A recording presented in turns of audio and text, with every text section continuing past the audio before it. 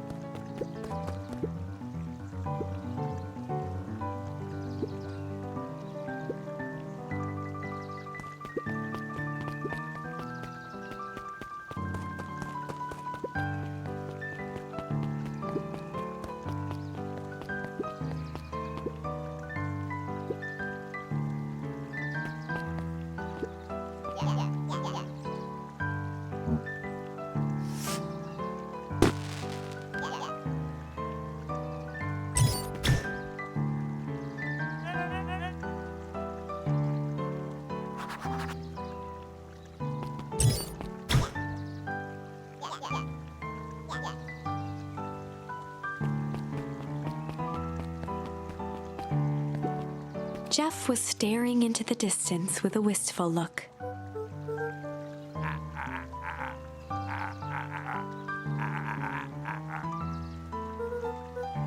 Jeff turned to Luca with a furrowed brow, then gave an understanding nod.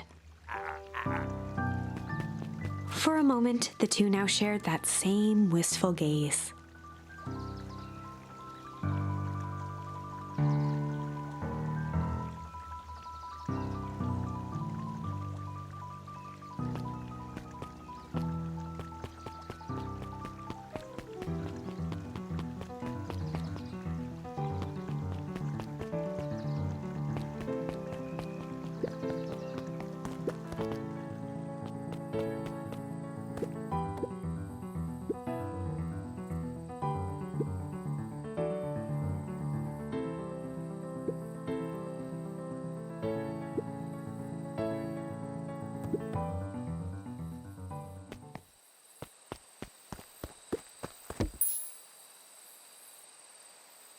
Luca gently baited, good for skimming the...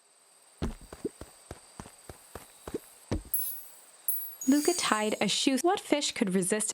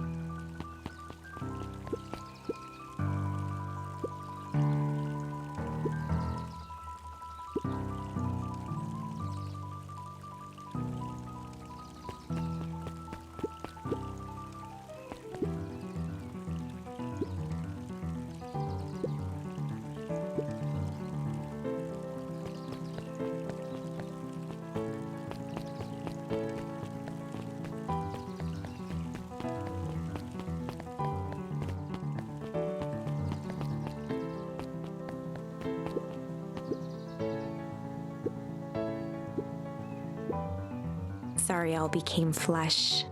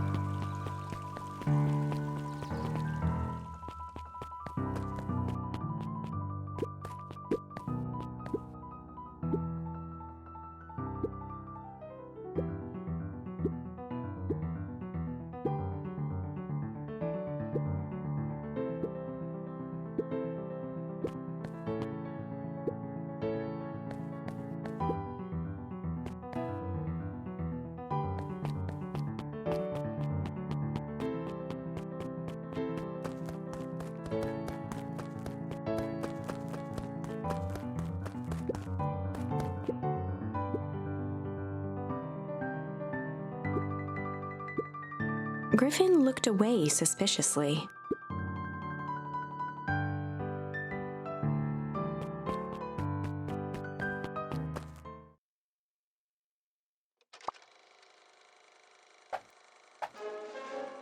We all know Beacon Pines is a great town. What you may not know is great.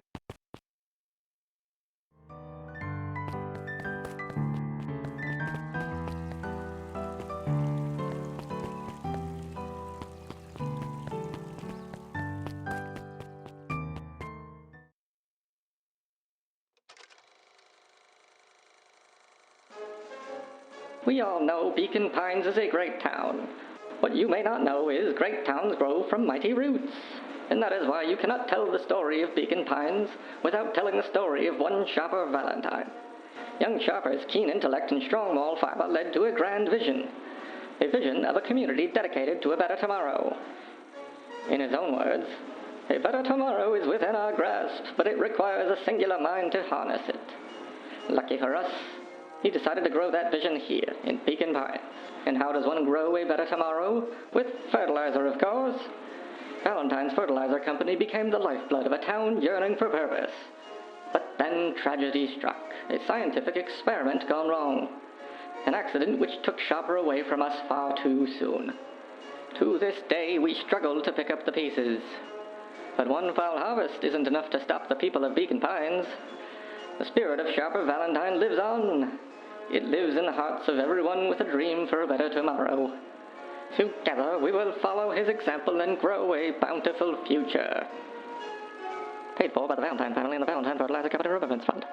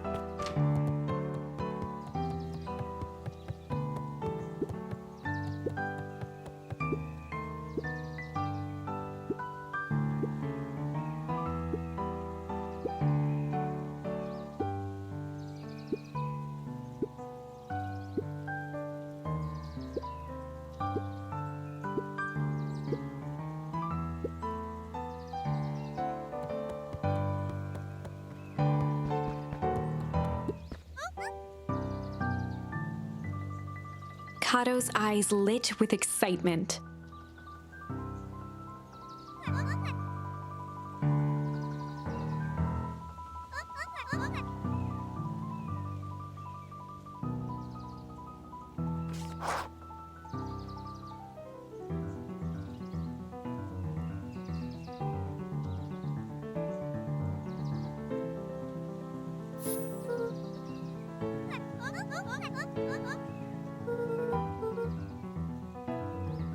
Kato straightened up and cleared his throat as if preparing to sing.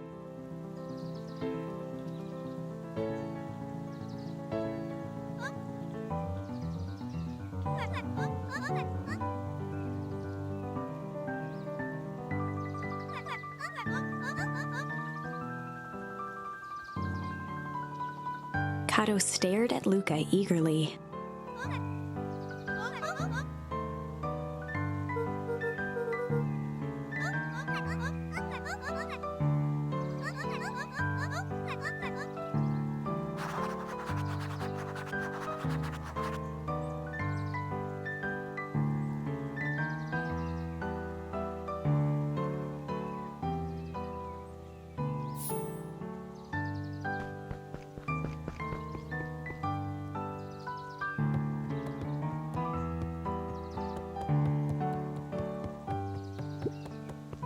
Luca grabbed Natural Photography, Volume 5, from the shelf.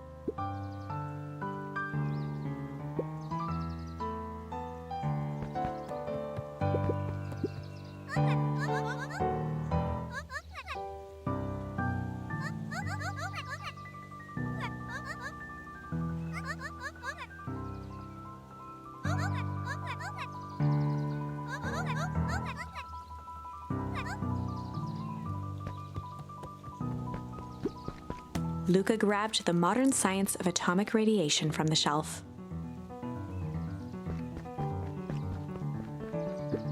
Luca grabbed The Adventures of Hank Atomic, issue number 4, from the shelf. Luca grabbed The Adventures of Hank Atomic, issue number 5, from the shelf.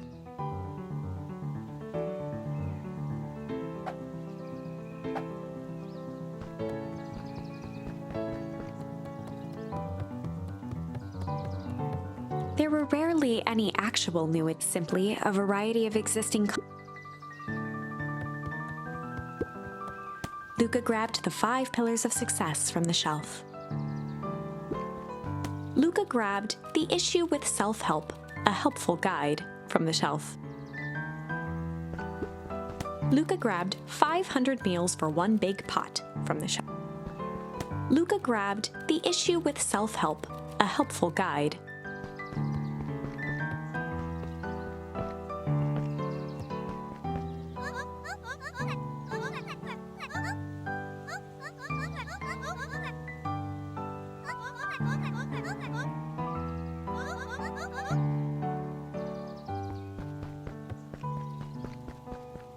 Luca grabbed The Adventures of Hank.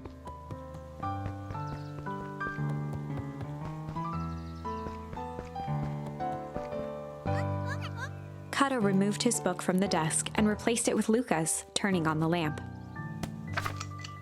As he slid the book under the purple light, 2 words glowed.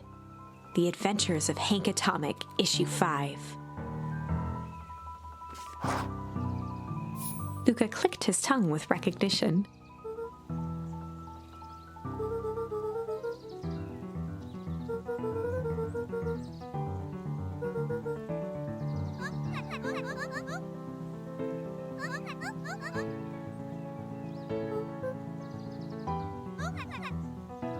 Kato began flipping through the pages, stopping when he hit a glowing word.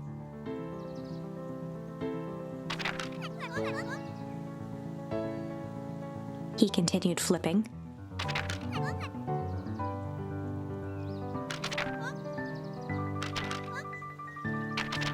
Reaching the end of the book, Kato looked up.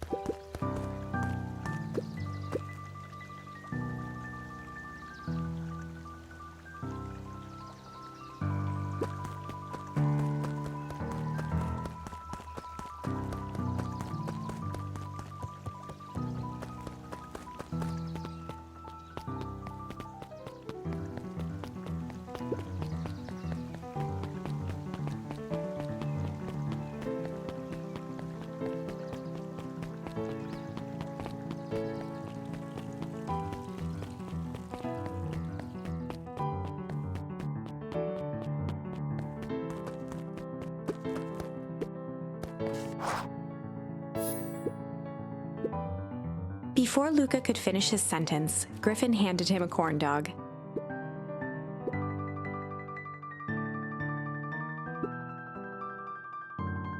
Luca shrugged, taking a sizable bite out of the corn dog.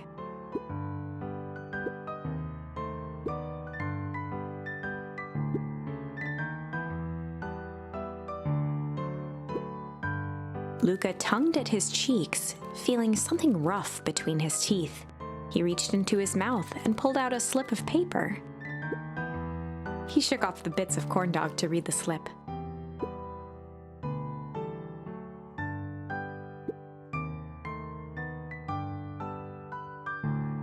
Luca finished off the remainder of the corn dog.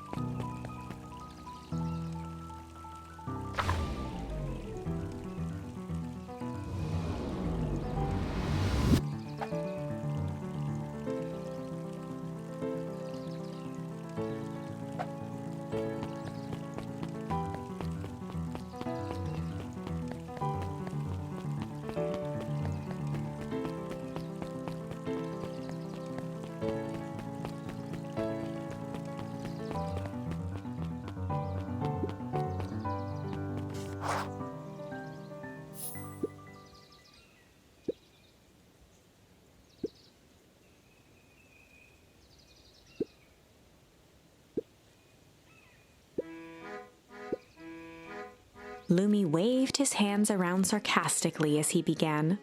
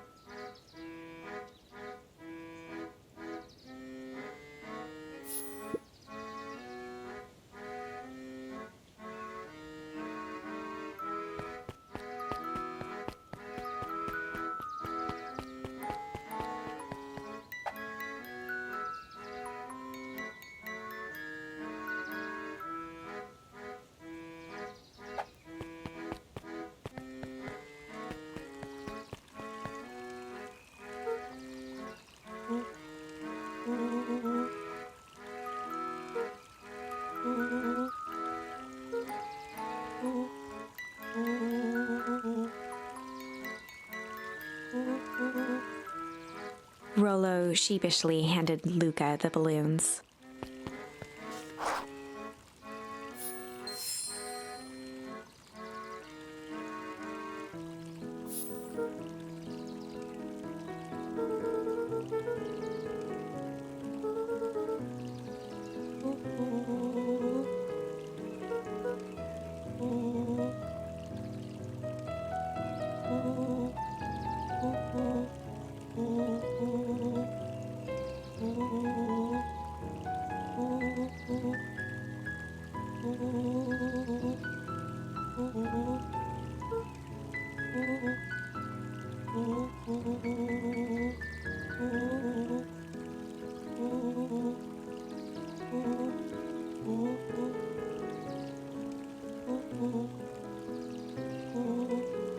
Luca threw himself at Rollo, hugging him as tightly as he could.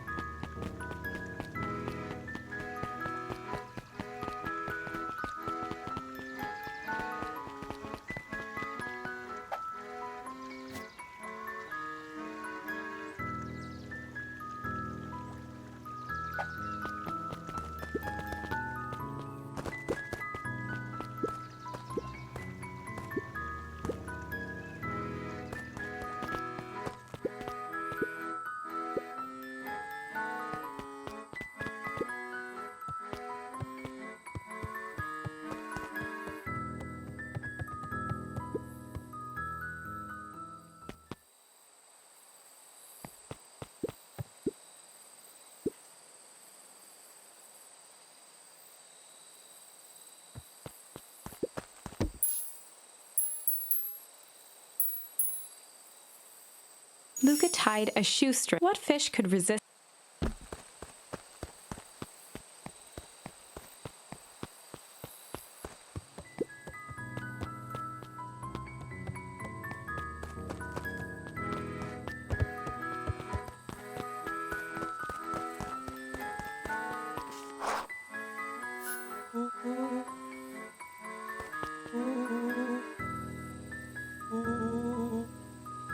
Rollo handed Luca an unopened letter. Luca, some things are going to happen that might be difficult for you to understand. If I am honest, I hardly understand them myself. But whatever happens, I need you to know that I love you. None of this is fair to you. You have already lost so much. We both have. I wish there was a simpler way forward, but if there is, I haven't thought of it. God knows I've tried. Everything I've done, I did for you. I hope someday you can accept that. Love, Gran. Luca folded the paper into his pocket and headed up the ladder.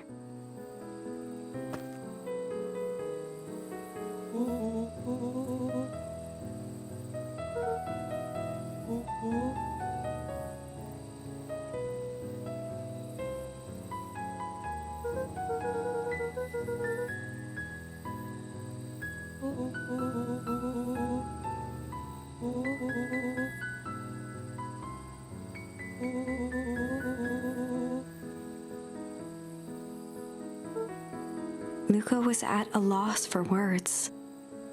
But that was fine. Words aren't always necessary.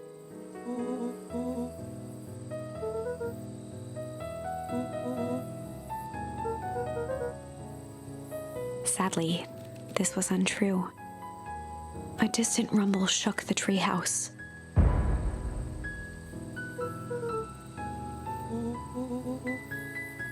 It was not fireworks. It was something the boys couldn't possibly comprehend. Something as old and cruel as time itself.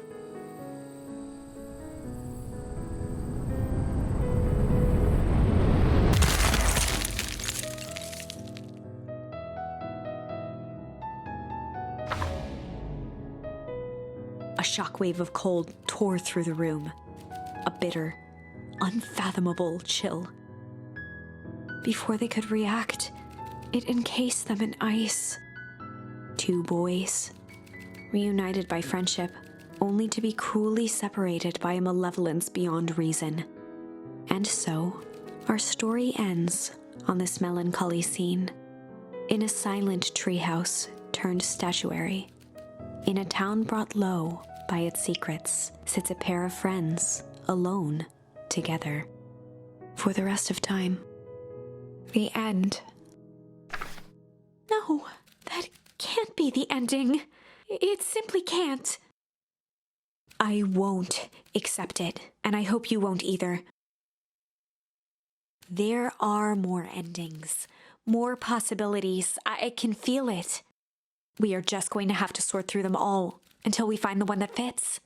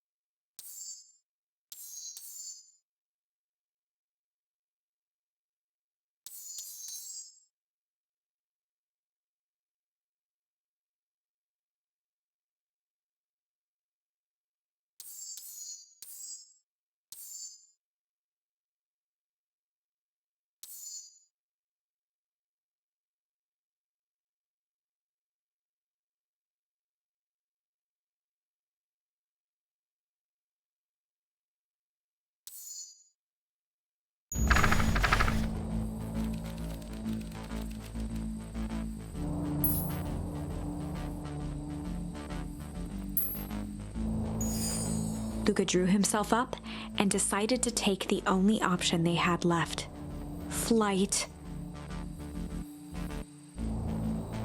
He squinted down the barrel of the mission control defense cannon, aiming it through an opening in the dense tree branches.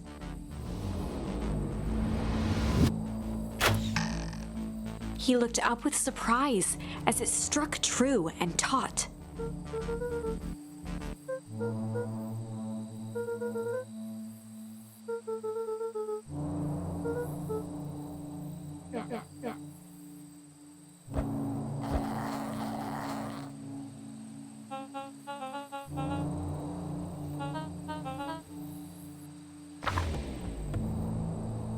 Luca and Iggy winced as they sprinted through the thicket. The branches clawed at them, reluctant to give passage. After what felt like a marathon, Luca stopped in his tracks as they reached the clearing. What the? That was all he was able to say before Iggy slammed into his back. The boys tumbled down a steep decline and crashed with a wheezing thud on a surface as hard as ice. In fact, it was ice. Chapter 5. Signs. They stood silently, catching their breath. The sky was like sapphire. With each breath, a plume of steam escaped from Luca's lungs. Let's keep moving. Luca pulled Iggy to his feet as they gazed across a snowy terrain.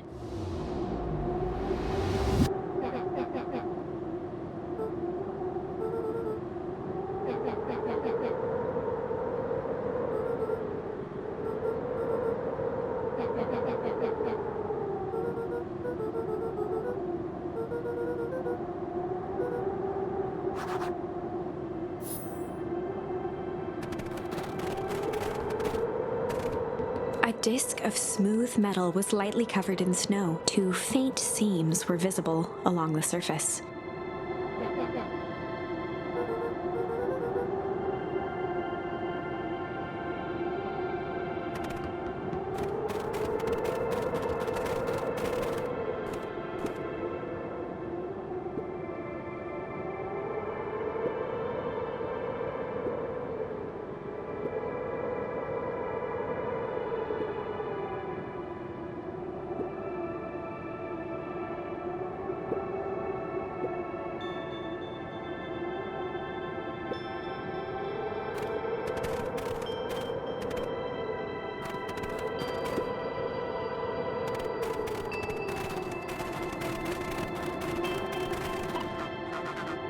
Luca had almost forgotten the walkie-talkie he was carrying.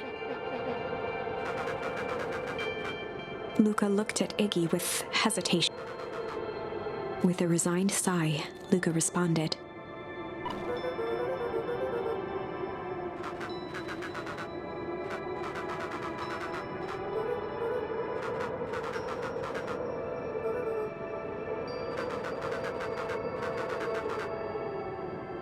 Luca winced, shoving the walkie-talkie back into his pocket.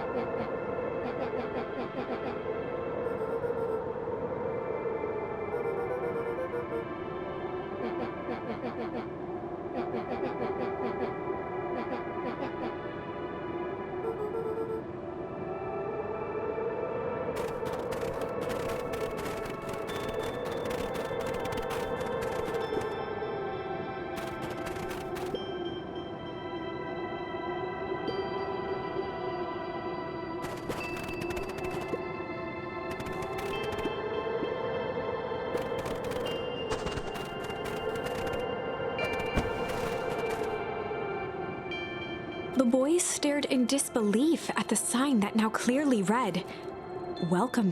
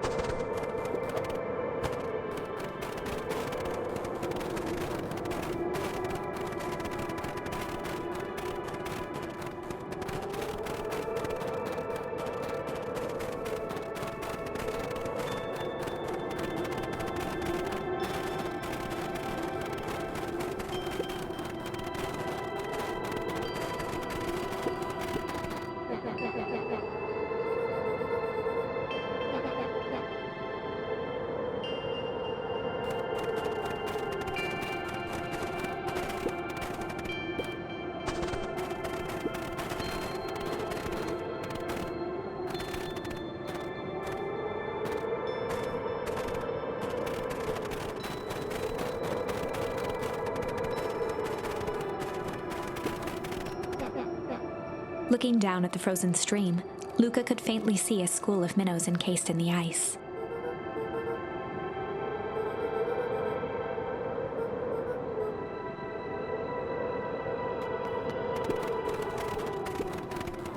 The fencing glistened, each chain link encapsulated with a translucent layer of ice.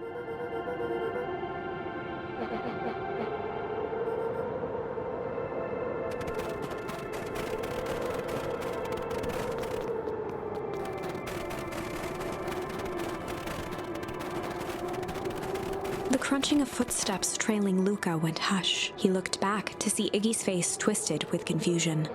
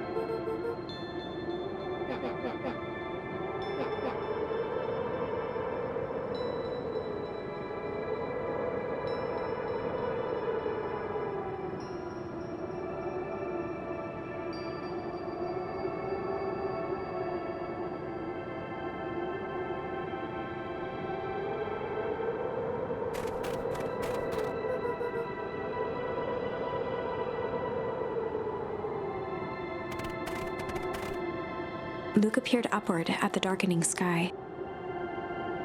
He let out a long, foggy breath. Faintly, Iggy began to cry. Seeing Iggy in such a pathetic state gave Luca a sense of compassion, and more than a little guilt.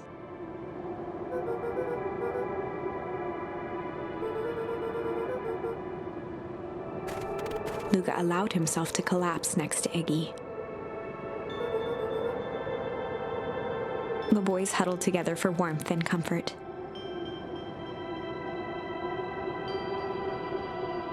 If not for exhaustion, their minds would be racing, trying to make sense of the events of the day. As it was, all they had energy for was to sit in silence, numb.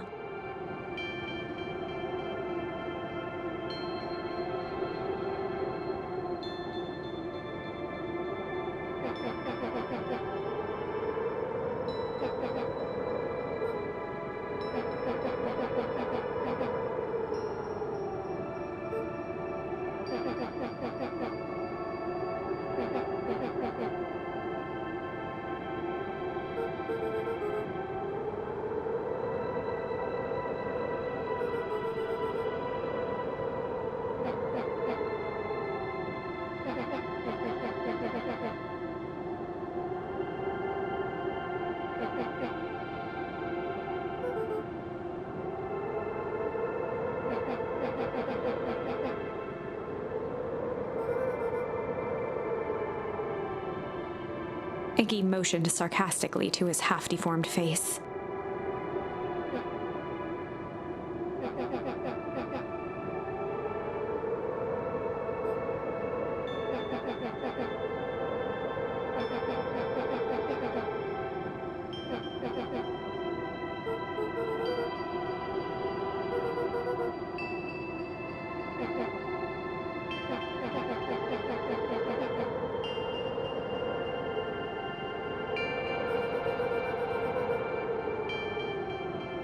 Iggy shrugged.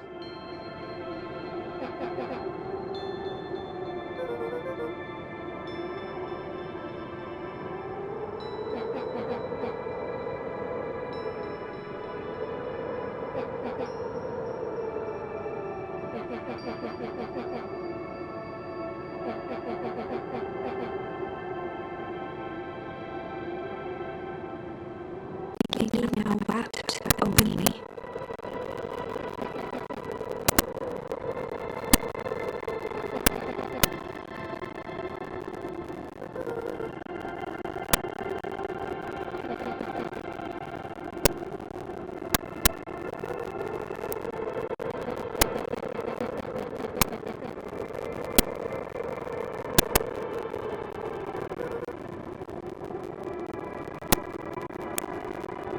He wiped his nose with his sleeve.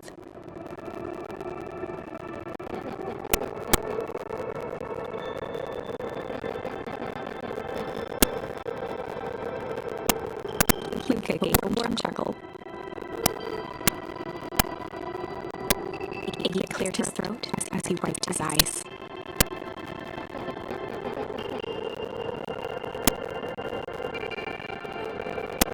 Iggy arched into a wide yawn.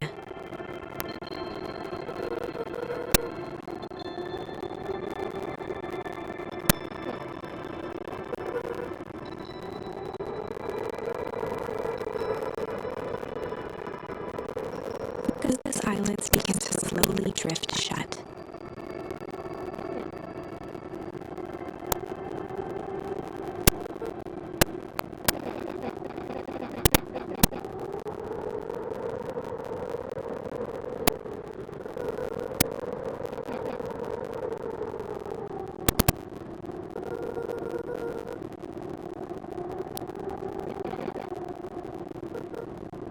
That's all Luca could whisper before succumbing to sleep.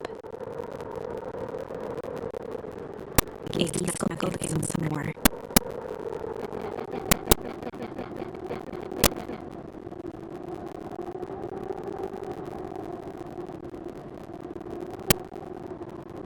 The house smelled of warm bread. Luca was playing with toy blocks on the living room rug.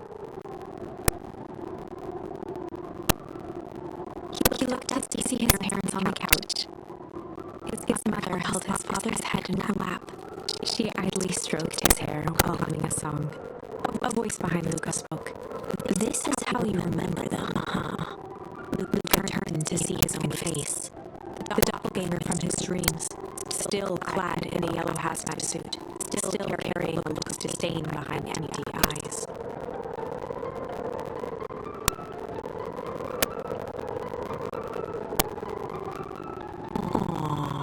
Look at this perfectly cozy scene. You know it wasn't really like this. The figure picked up a toy block and inspected it.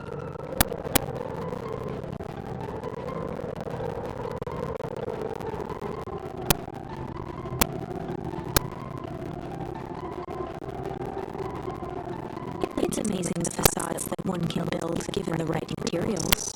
Not that I blame us.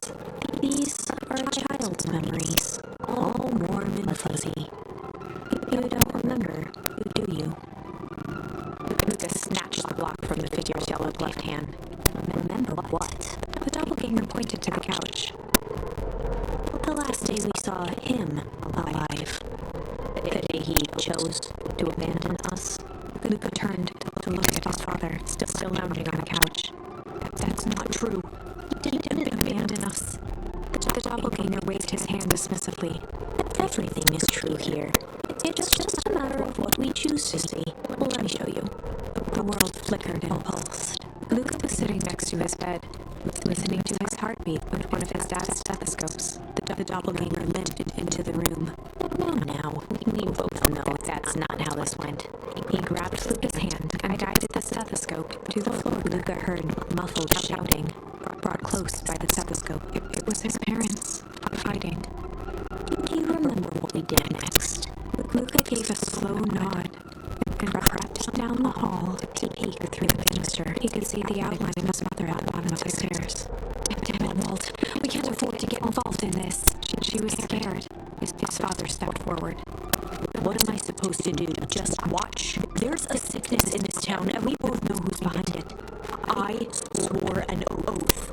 To help, I won't turn my back on them. Luca's mother grabbed Walt. She was crying, pleading. I can't lose you. Walt calmly removed Eleanor's hand from his shoulder. What's right is right, And what's wrong is wrong. I could never live with myself if I let Sharper get away with this. Eleanor raised her voice. Spare me your bullshit platitudes.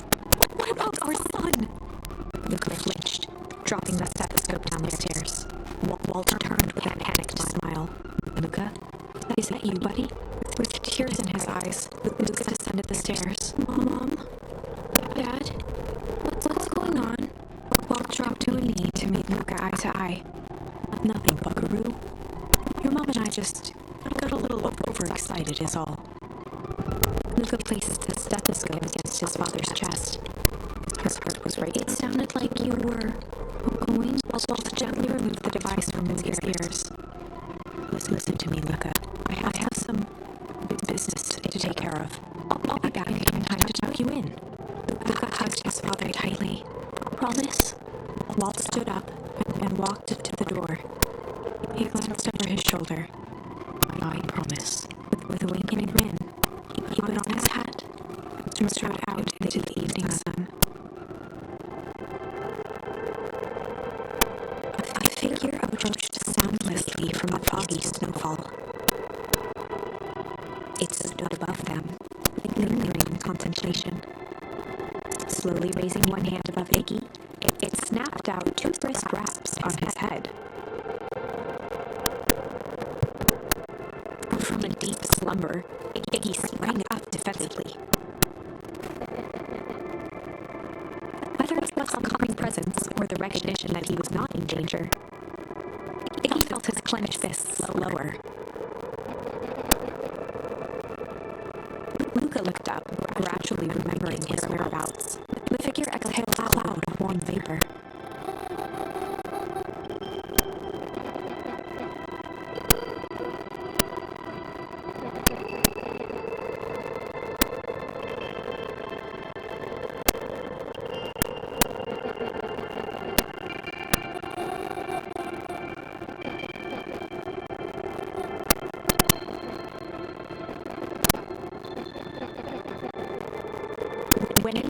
complete strangers, Iggy had trouble cobbling together an insult.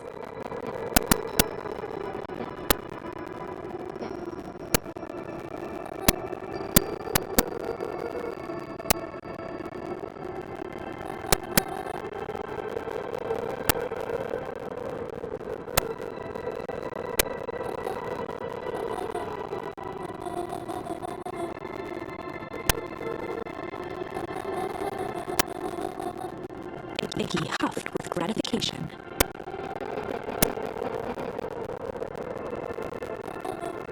Nat began to turn away indifferently.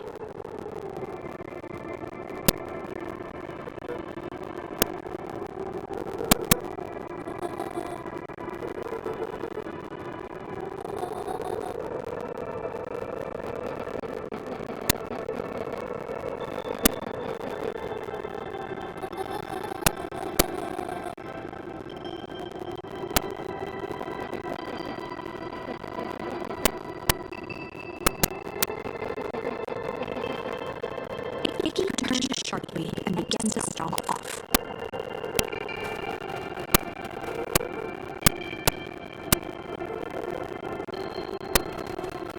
Realizing he wore no patience then, Nat relented.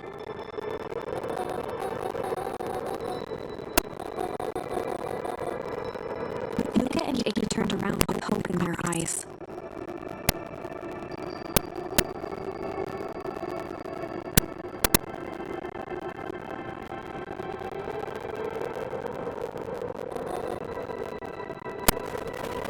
Nat took a deep breath in. Nat exhaled slowly, then snapped his fingers. For a brief moment, Luca and Iggy let themselves believe that some great magic was about to unfold, until they opened their eyes and found themselves in the exact same place, cold and disheartened.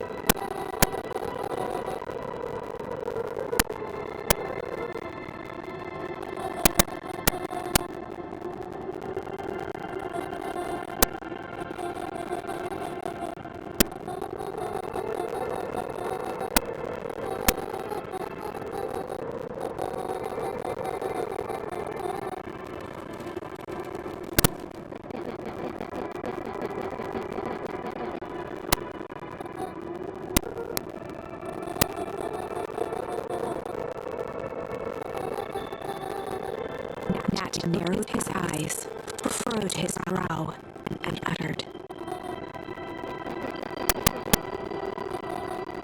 Luca began to laugh uncomfortably.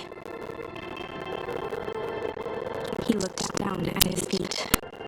His eyes started back and forth in contemplation. With a sudden pain, a thought struck him. He sprinted off into the pale distance. As Iggy turned to follow, Nat called out,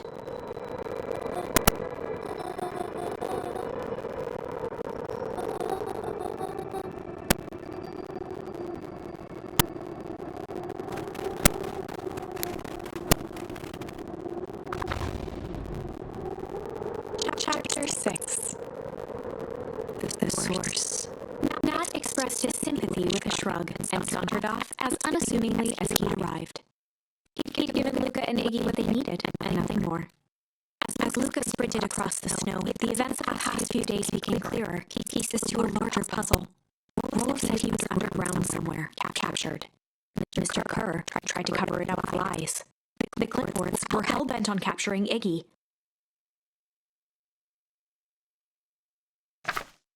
It all seemed to point to perennial harvest. But right now, there was one thing that Luca needed to know.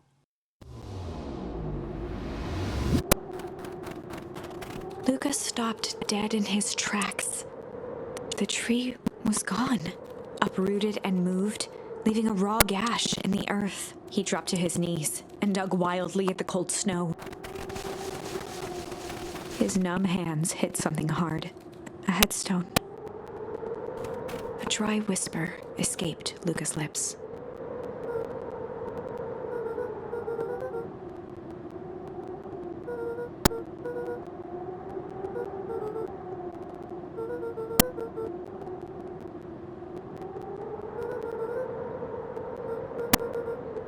There was no reply, just snow-covered silence.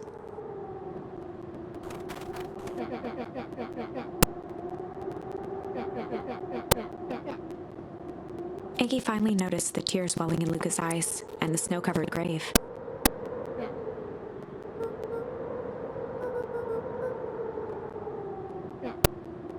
Suddenly, they heard the crunch of approaching footsteps in the snow.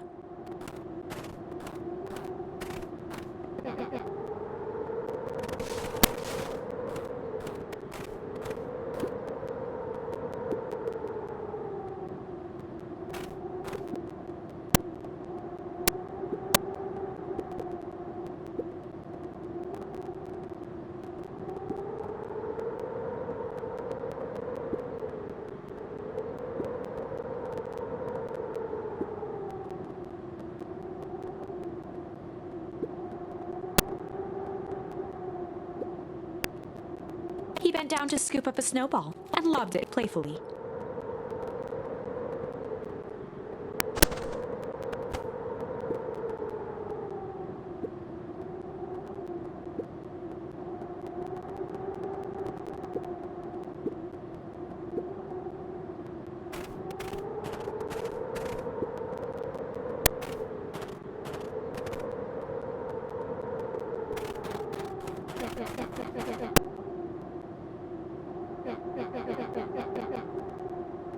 Luca stuttered through heaving sobs.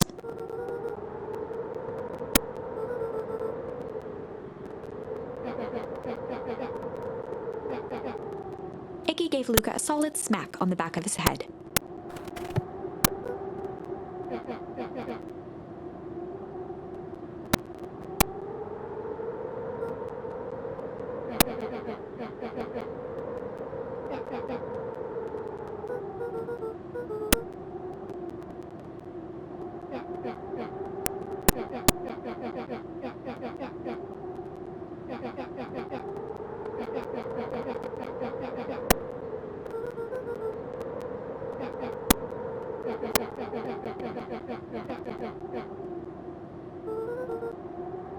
Luca wiped his eyes with a sleeve.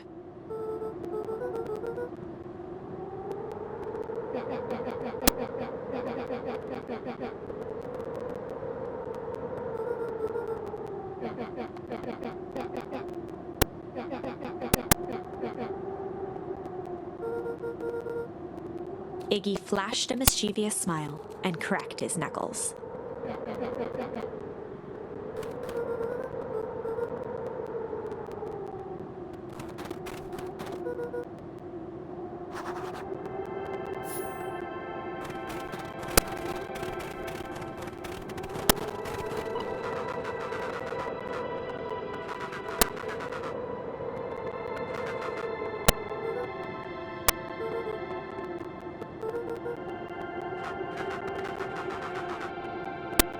Iggy and Luca shared a skeptical look.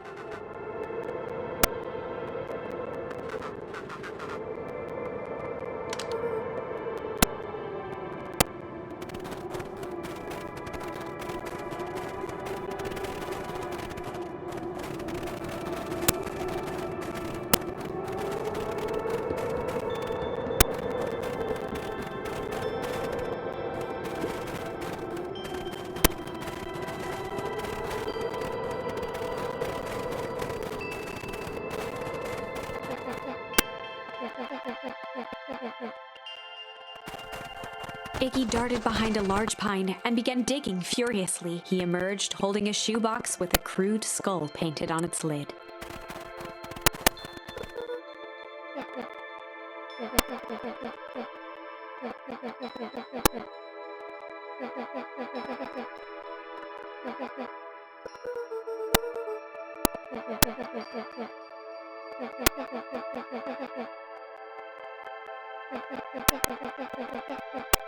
Luca rolled his eyes with realization.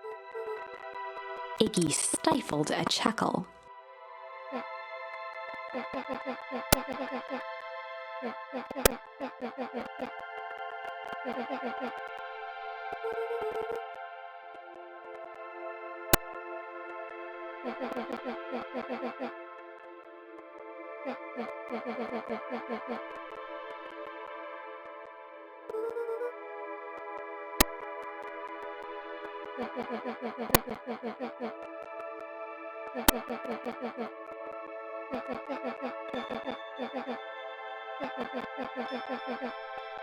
Iggy triumphantly raised the shoebox.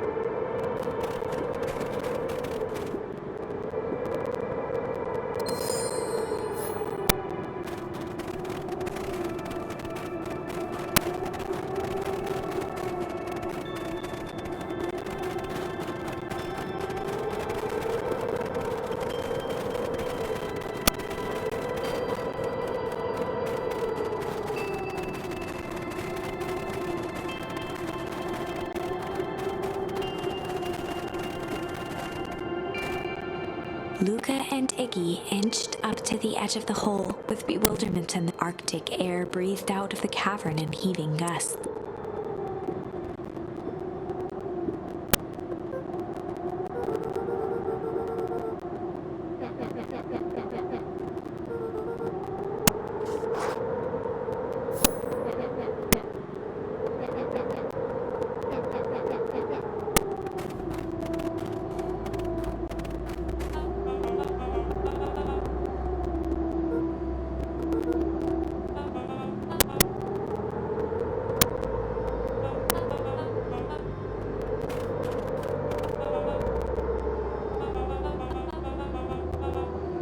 Mr. Kerr gazed down the abyss in contemplation.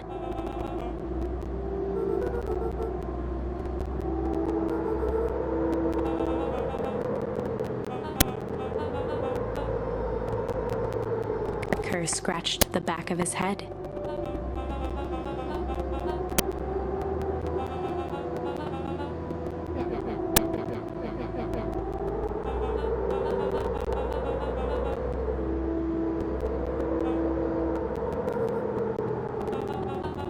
His face contorted into a saccharine grin.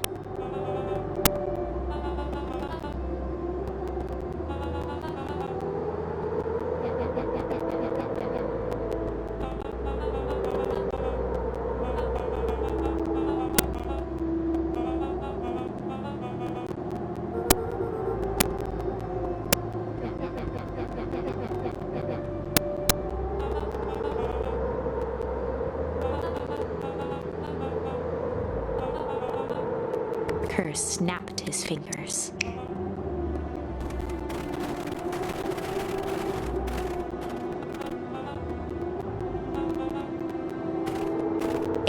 to Luca with a sly glance.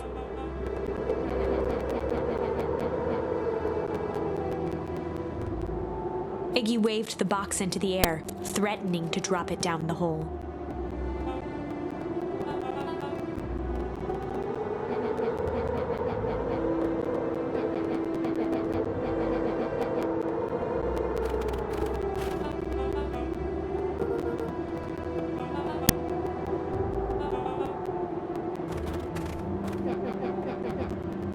Iggy plucked a single bottle rocket from the box and held it up with reverence.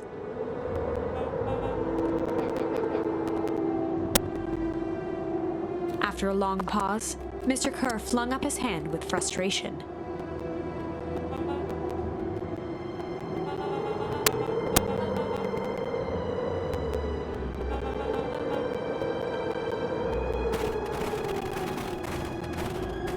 Mr. Kerr sighed into the frigid air.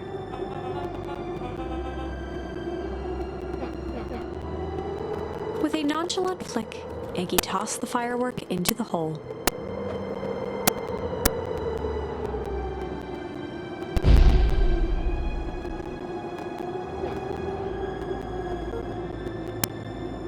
With a growl, Kerr leapt at Iggy, crashing through Luca. Iggy tried to twist away, but in the struggle they both tumbled over the side. Luca dove forward, bracing Iggy's hand just before it slipped. His grip was made precarious by the cold, wet snow. He could see Kerr further down, clinging to Iggy's coat.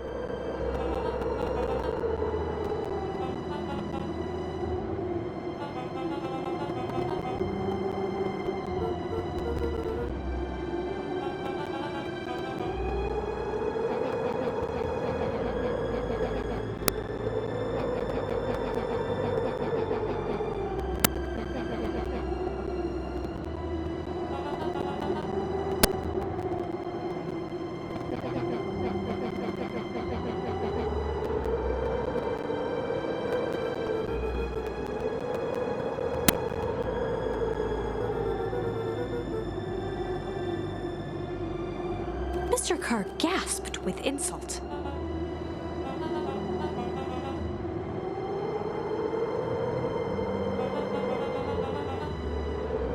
With a wild look in his eye, Mr. Kerr began to hum a proud melody.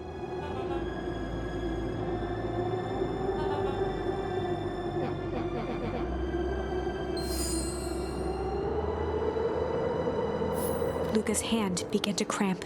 His voice began to crack.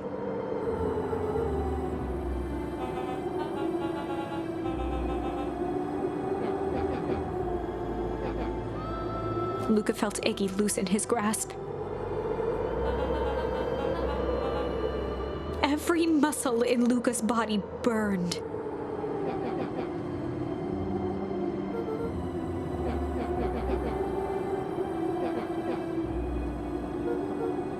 Luca felt his hand slipping.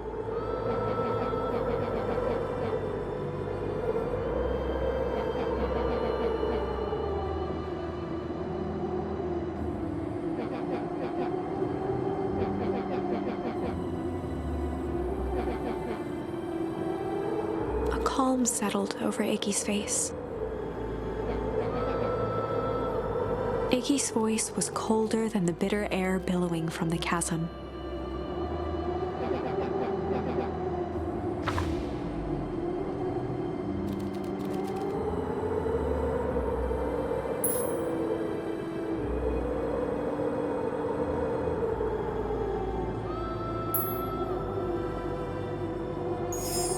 Luca had no choice but to accept Iggy's request. With a quiet blink, Luca watched a teardrop sail down into the howling void. As his fingers slowly gave up, he met eyes with Iggy.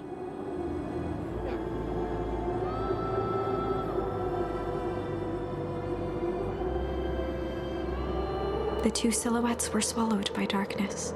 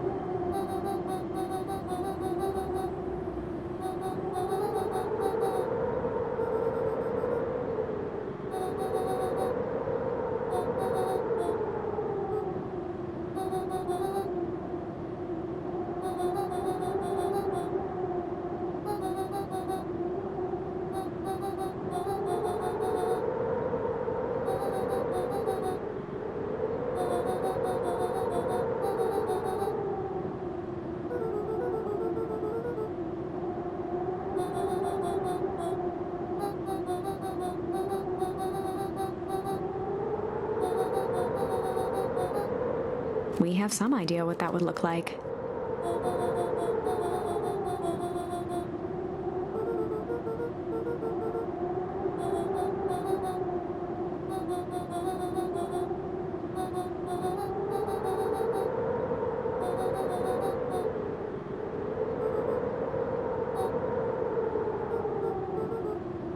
A fierce twinkle flashed in Nat's eyes.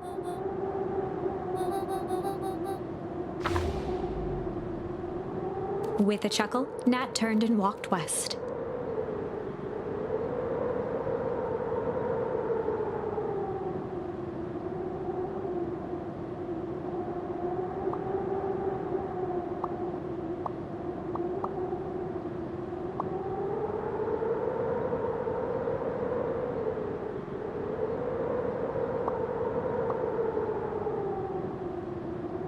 Dumbfounded, Luca followed behind him, trudging through the snow. Every step taking him to be continued in Beacon Pines, Pines Harder. Revenge served cold. Second time's a charm? Wait, that's it? This ends with a crummy cliffhanger just when it was getting good? I was even starting to like Iggy. No way. I refuse to be associated with some never-ending parade of sequels. Let's go back and find something more definitive.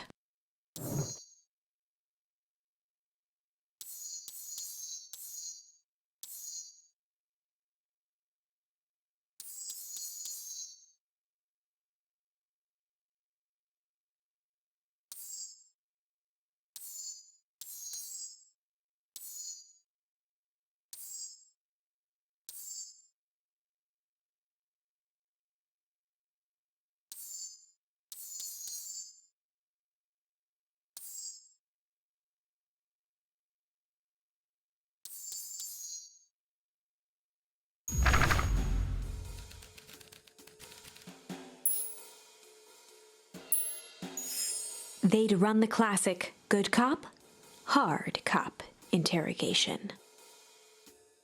Rollo brandished a steely gaze.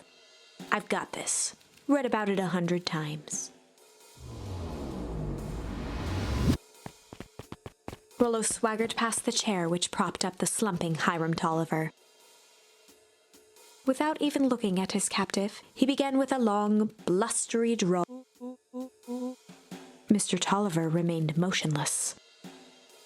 Rollo spun around to face him. He'd clearly expected to rouse Mr. Tolliver with his booming voice. Beck and Luca gave each other an unsure glance. Rollo slammed his fist on the table.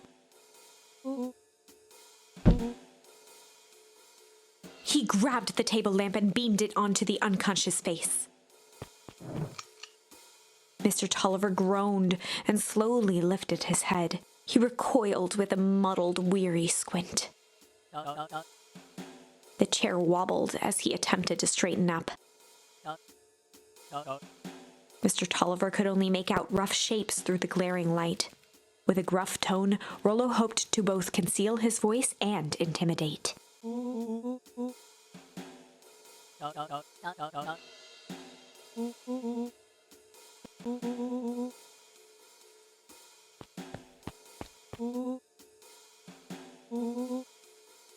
The doubtful expression on Beck and Luca's faces transformed into awe.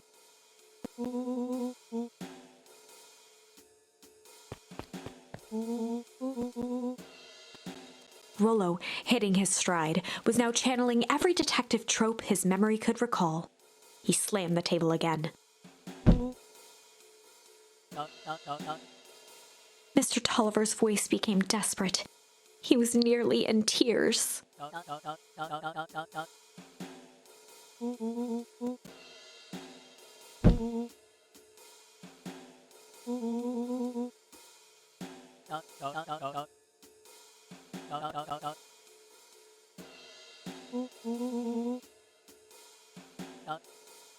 Mr. Tolliver was in a daze, now more confused than ever.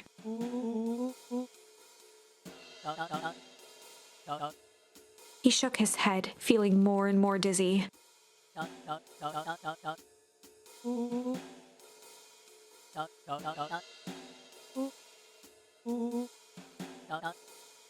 His voice faded to a whisper.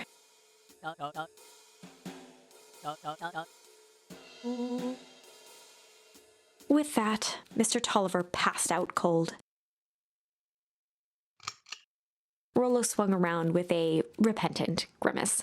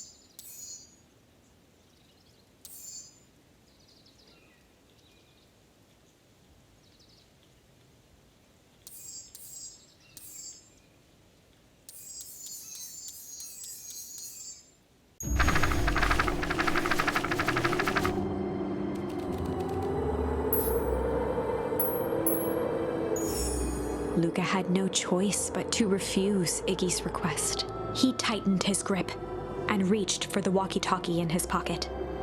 A wild delight crept onto Mr. Kerr's face. "That's a good lad. Now, radio for help." Iggy begged Luca with his eyes one last time, but Luca pressed the button and called out. We need help. Mr. Kerr is in danger." It wasn't long before they were once again surrounded by clipboards. Mr. Kerr sighed with relieved frustration. "There you are. You really are a worthless lot, aren't you?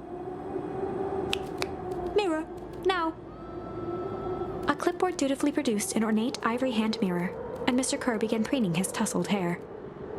"Ah, that's better. Mr. Van Horn, I applaud your sharp thinking under duress. I'll put in a good word for you with the founder. Take them away." A swarm of hands overpowered Luca. The last thing he saw before a cloth bag was pulled over his head was the defeated look on Iggy's face. The end. I think this was one of those times where doing the right thing was the wrong thing.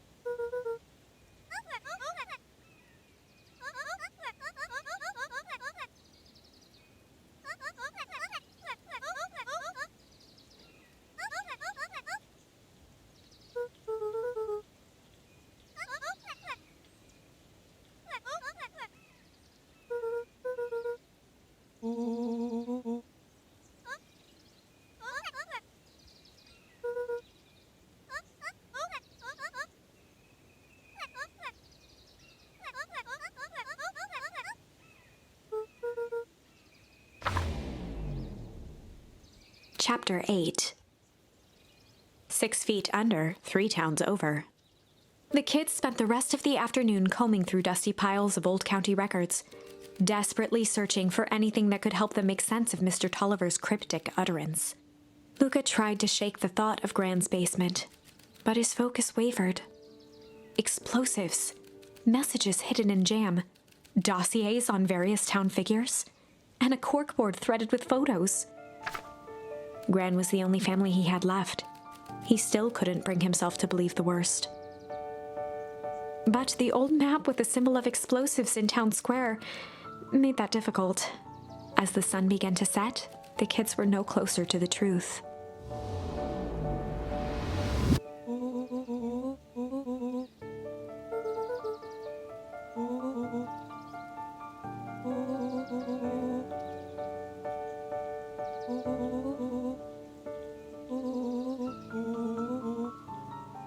Rollo shut his book with an assertive nod.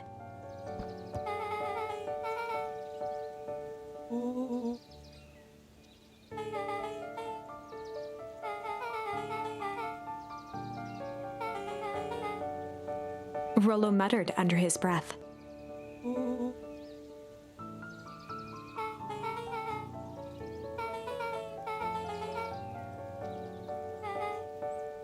Beck slammed her finger down on the open page before glancing down to read.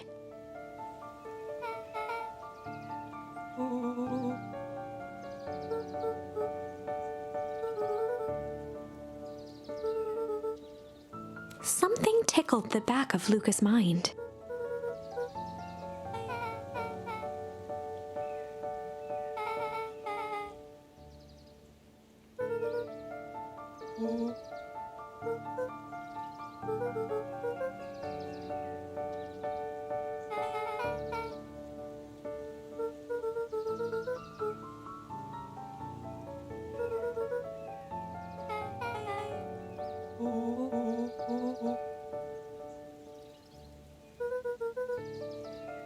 The question hung in the air.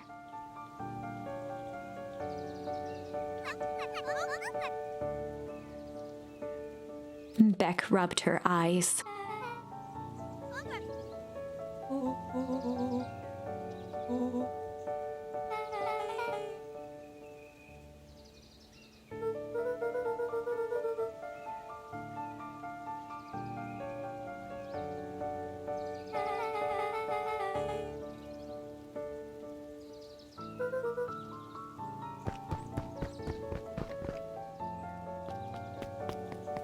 Luca's heart was pounding as he approached the house. If he was lucky, Gran, or whoever it was, hadn't gotten back yet. And of course, there was Mr. Tolliver tied up and unconscious in the basement. Dealing with him would be the first order of business. Luca shook out his arms to calm his nerves before entering.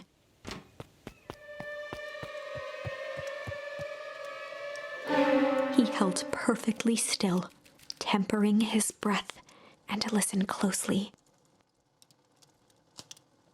She was asleep. His only hope was that she hadn't found Mr. Tolliver before dozing off.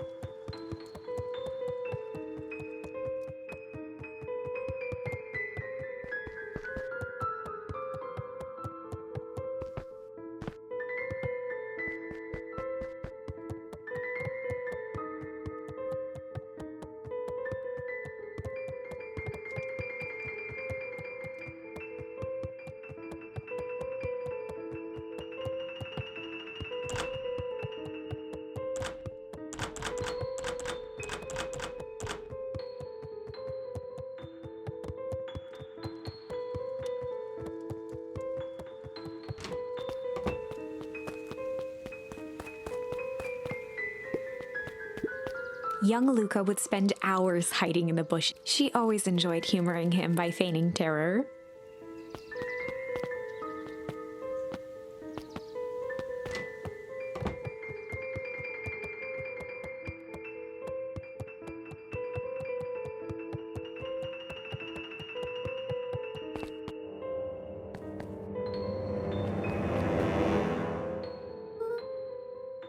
Mr. Tolliver was nowhere to be seen.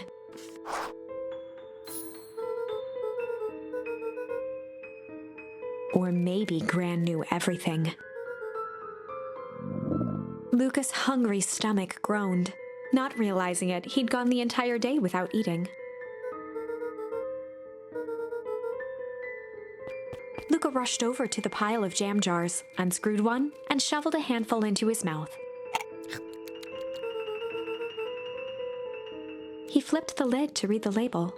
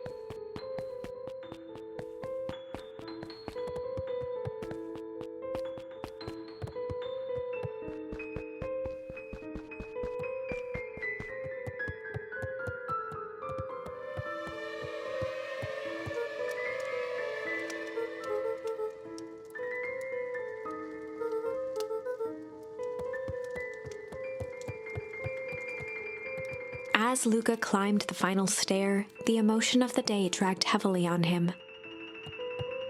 With each consecutive step, his legs weakened. His stride began to falter.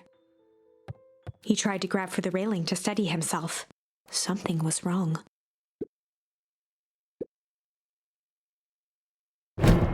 Luca groaned and tried to move.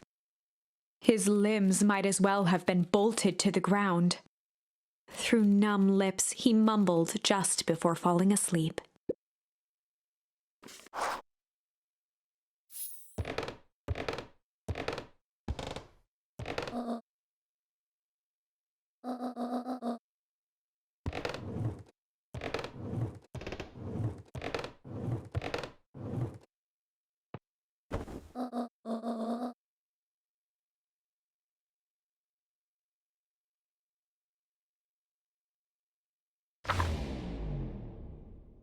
Chapter 9. A speech to end all speeches. Luca awoke to find himself face down in bed. He moaned into his pillow. Why would Gran drug him? Or rather, why was she trying to drug Mr. Nuncreed? Shaking the questions from his woozy head, Luca snapped back to the matter at hand.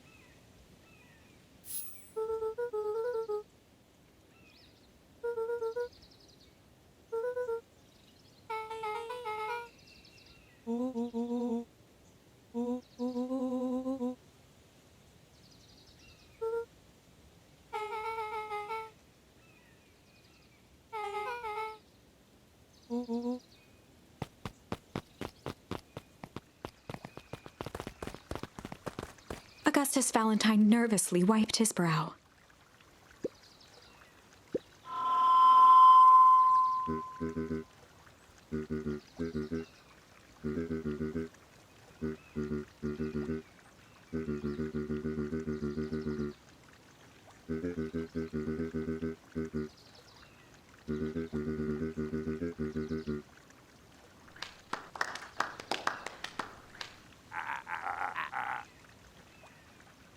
Gus cleared his throat and awkwardly loosened his tie.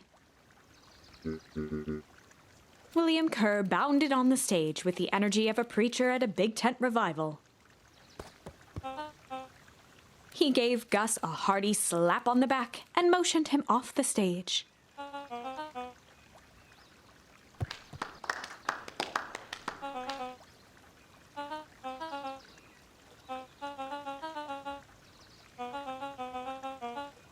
Mr. Kerr pulled a thick stack of note cards out from his vest.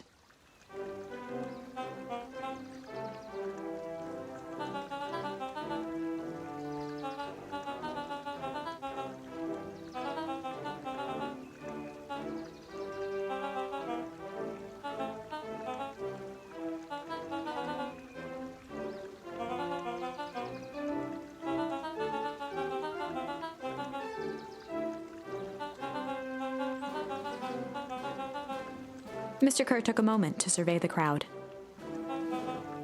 He wiped away a single tear.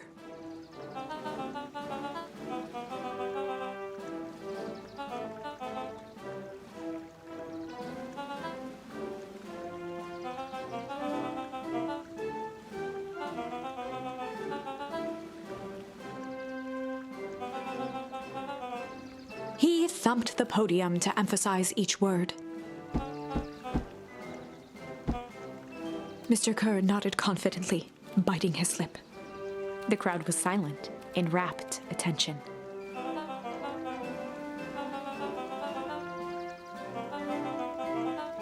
Mr. Kerr methodically made eye contact with each section of the crowd.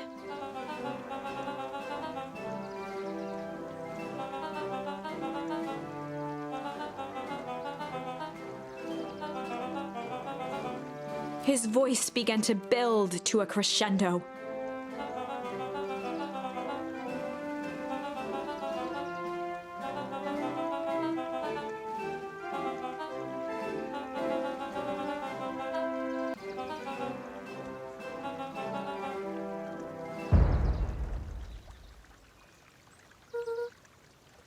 The crowd began to look around nervously.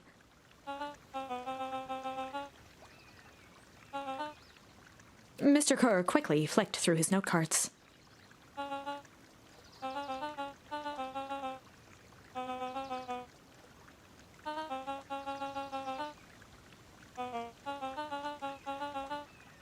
He raised his hands up to the heavens.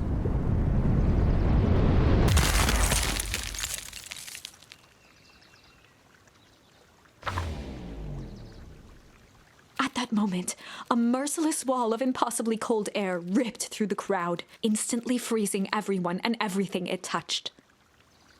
For a man like William Kerr, this was a fitting way for things to end. On a stage, with an entire town frozen in rapt attention for the rest of time. The end. There's that ice again! Whenever I think we're getting close, it comes along and ruins everything! Maybe we should just quit? Maybe you should just close the book, walk away, and never think of me again!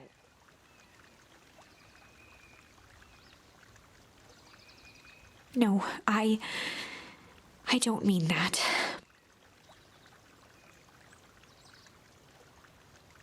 We got a little closer this time. We just need to try again. Please.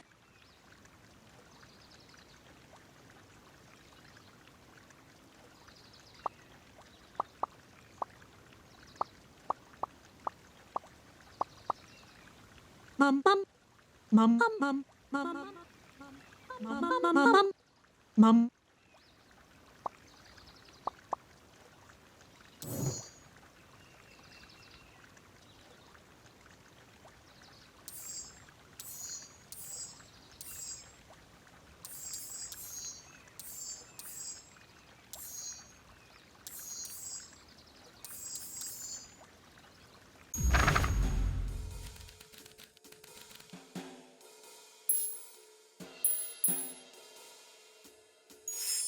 They'd run the classic good cop, sly cop interrogation.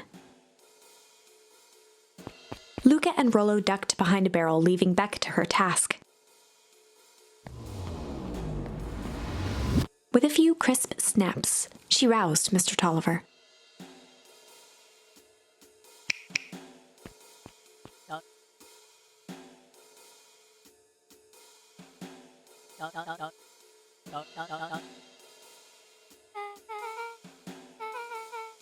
Mr. Tolliver looked down and shifted a bit, testing his restraints.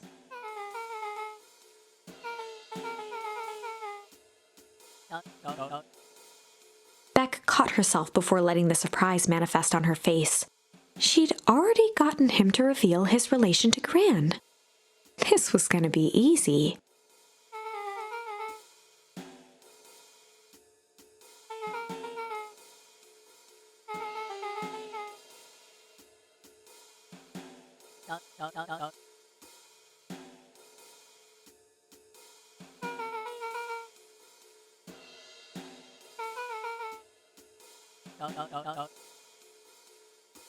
Mr. Tolliver wriggled a bit in his restraints. Beck quickly removed the ropes.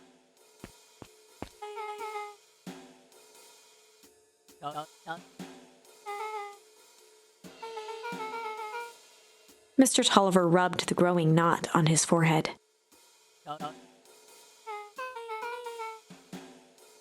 Beck twirled her hand, as if to prompt Mr. Tolliver to finish her thought.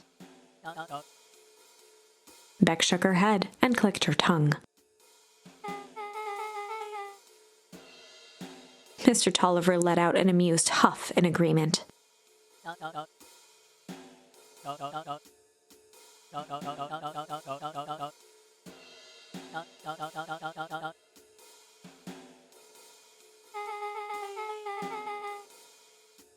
Beck was on a roll now, playing Mr. Tolliver like a fiddle.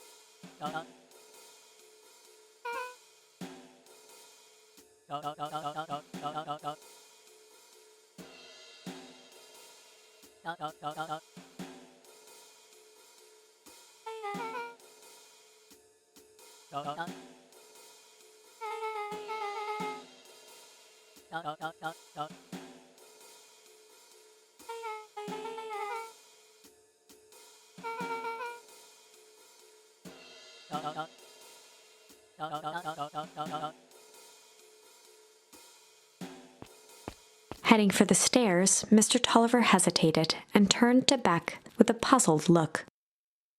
She grinned and gave him a peppy wave. With a shrug, he continued up the stairs, whistling a jaunty tune.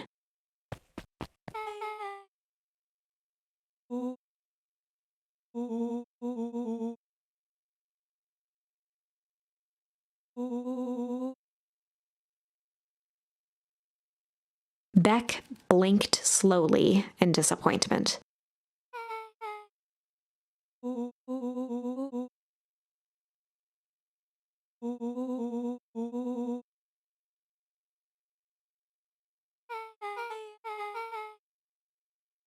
She turned to the table and began tearing small scraps of paper.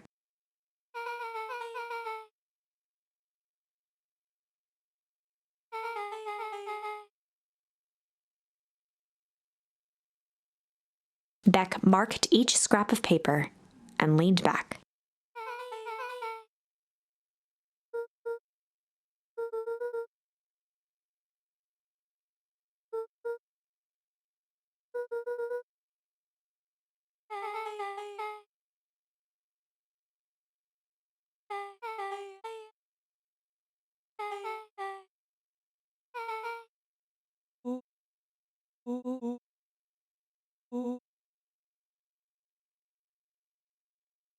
Luca and Beck looked at Rollo with amazement.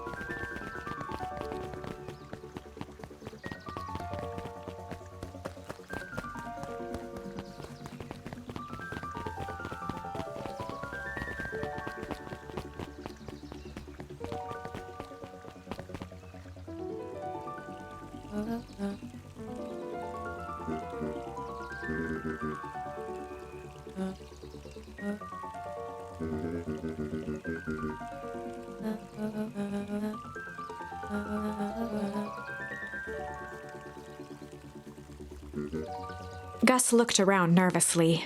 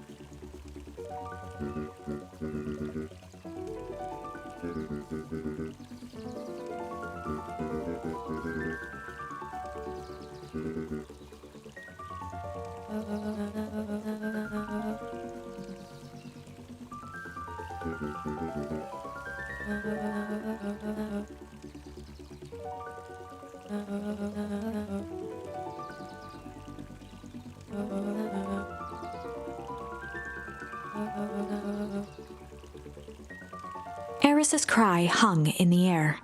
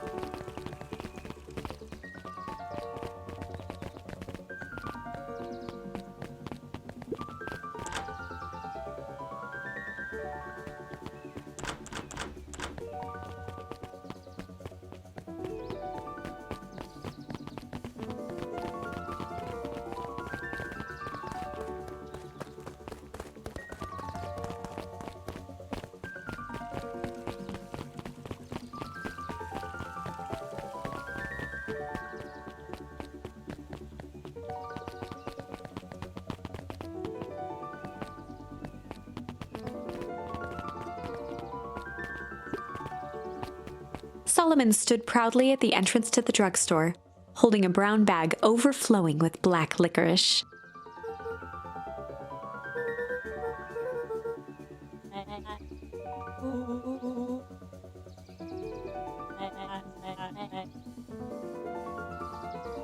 Solomon shoveled a surprising amount of licorice into his mouth.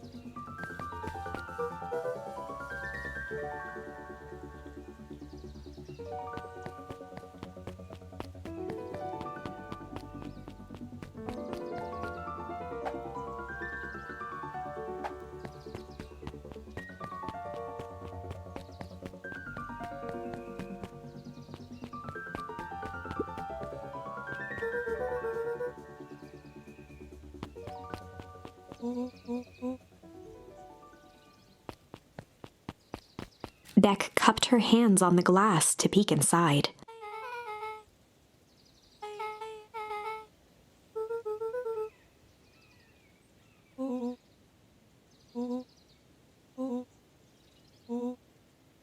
Beck flung open the door, and they all squeezed in.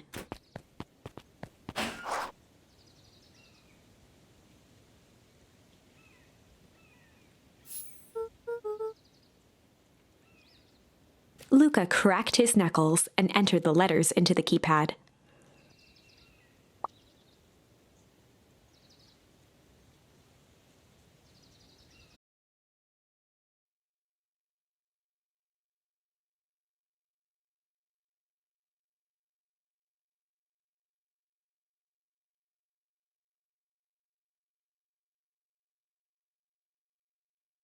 Beck cupped her hands on the glass to peek inside.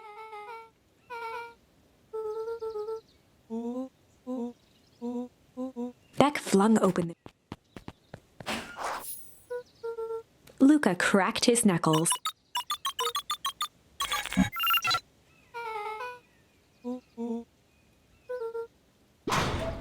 The inside of the phone booth dropped loose from its shell.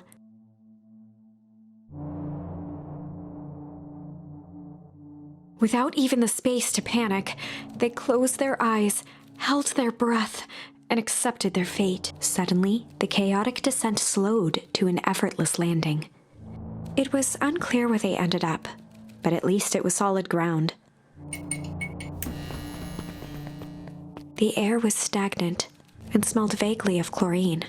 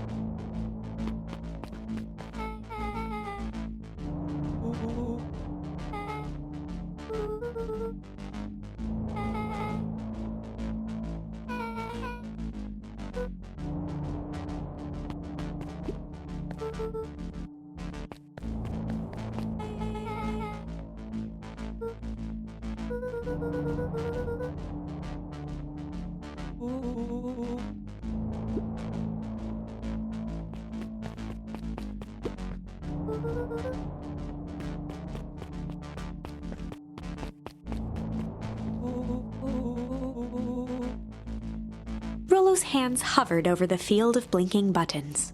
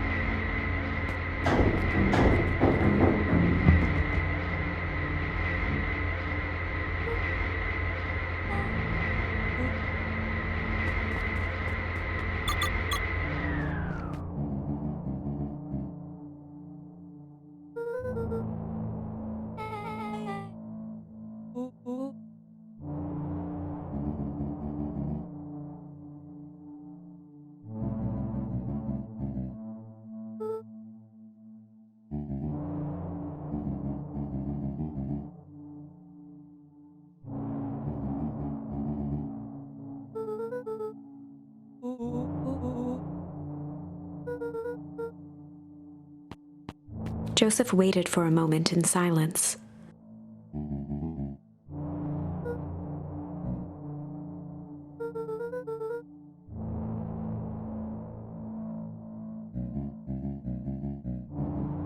He gestured toward the strange tubes.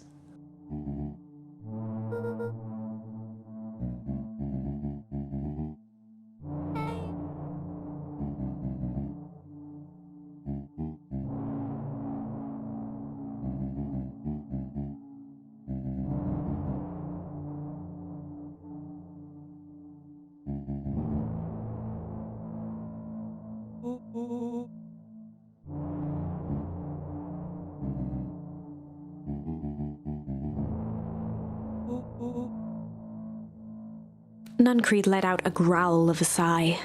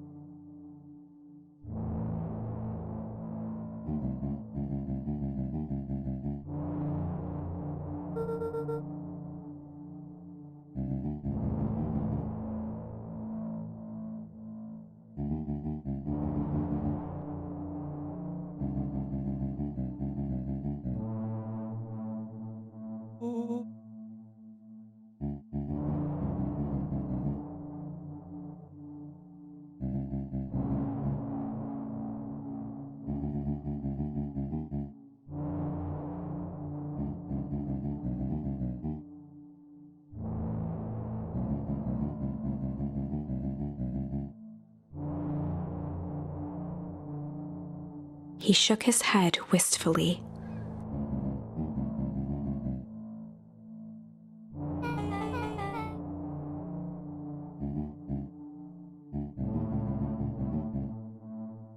Nuncreed took a menacing step towards the children.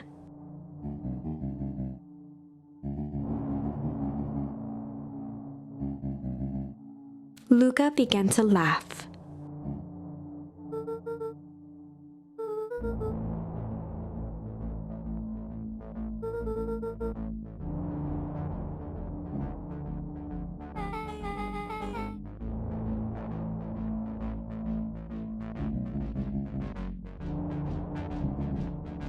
The color drained from Nuncreed's face.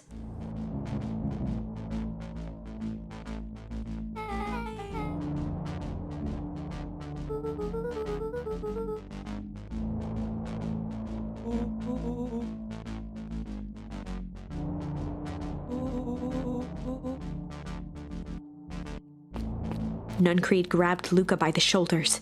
His eyes were frantic.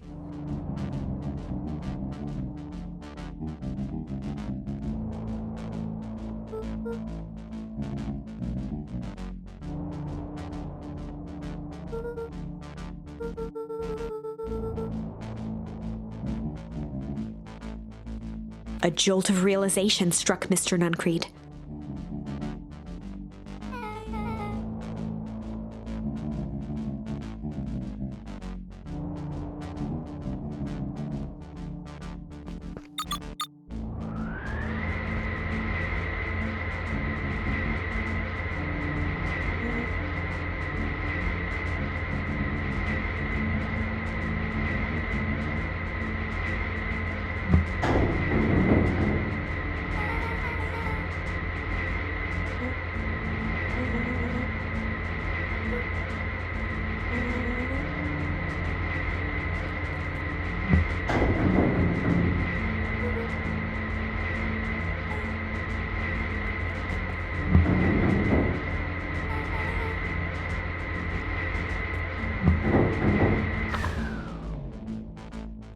Chapter 8.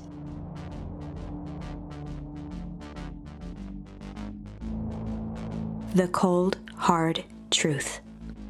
Beck leapt up, allowing the suction to yank her into the dark. Dimness eclipsed around her like the shutter of a camera as she seemed to cover great distance in mere moments. Her only points of reference were glints of upcoming turns, which approached with frightening speed, only to carom her gracefully along. She heard the tinny, distant echoes of Rollo's glee. Once she stopped fighting against it, the ride was impossibly smooth. Then, all of a sudden, as if minutes had passed in an instant, light blazed into view. A burst of wintry air snuffed across her face, and she was flung out into the cold.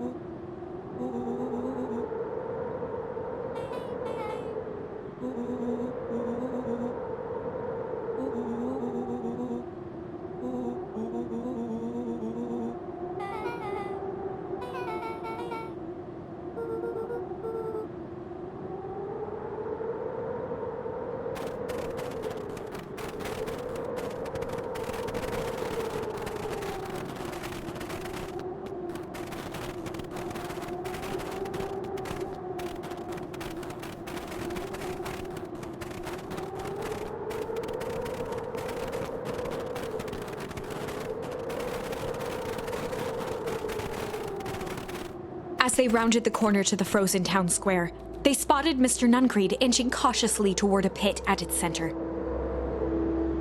He held his arms out gingerly, as if approaching a beast in the wild. Upon closing the distance, Luca recognized what Nuncreed was after. Gran stood confidently at the edge, one arm outstretched over the abyss. Nearby, a wheelbarrow had been emptied out. She held a lit torch, which flickered in the bitter wind.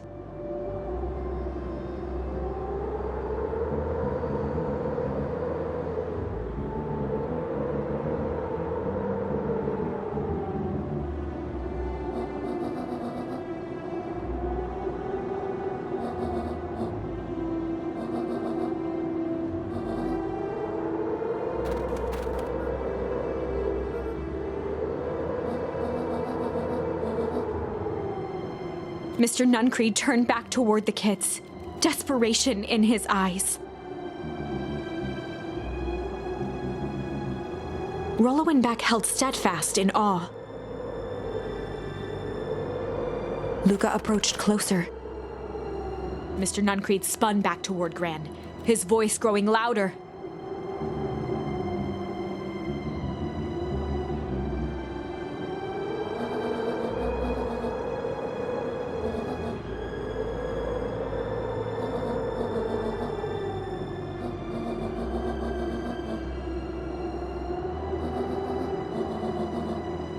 Mr. Nuncreed winced with anguish. His voice hardened.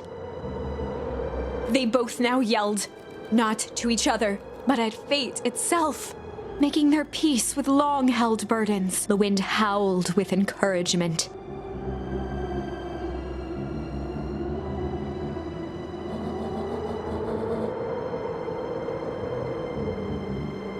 They menaced at each other, both catching their breath. The moment balanced on a knife's edge. Amid a blur of emotions and memories, Luca's mind flooded with questions.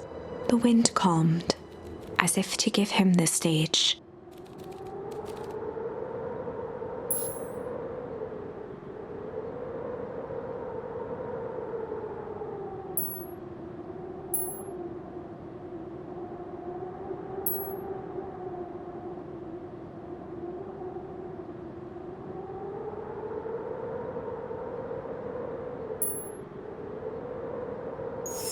And in the stillness, he began to weep.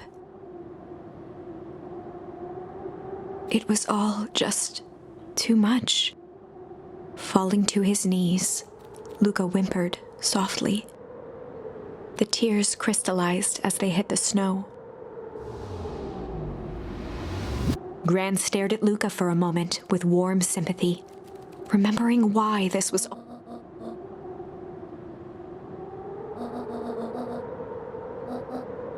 She stiffened up and brandished the torch at Mr. Nuncreed.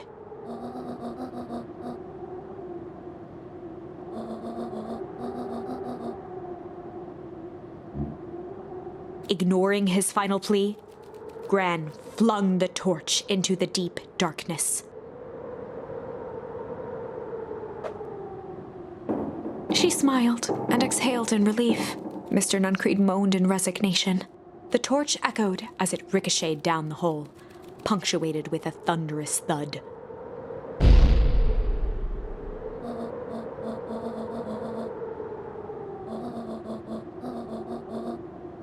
Before Gran could finish, the ground shook her to silence.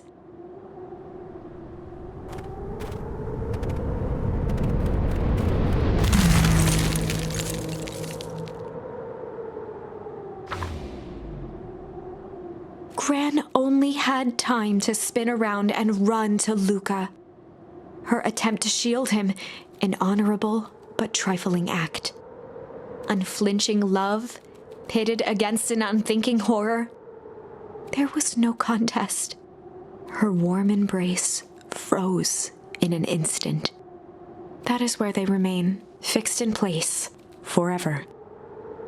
And so, our story ends on this melancholy scene. In a town brought low by its secrets sits the frozen statues of a misguided band of meddlers. The end. Well, that was dire. On the bright side, we finally figured out where all the ice is coming from. Now, we just need to find a way to deal with a mystic, unfathomable force of nature.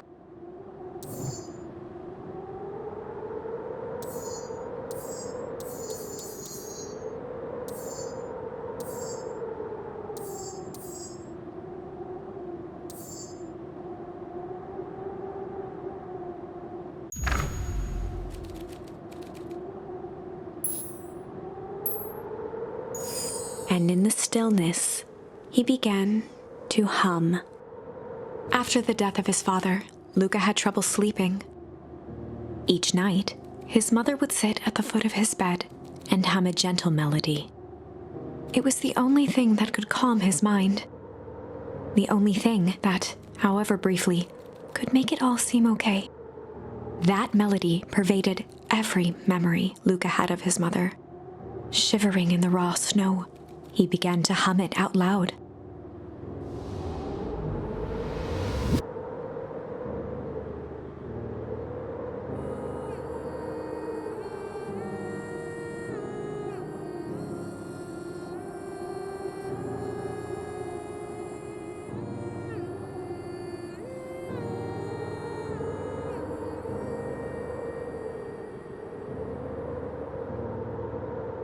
Gran lowered the torch, listening closely.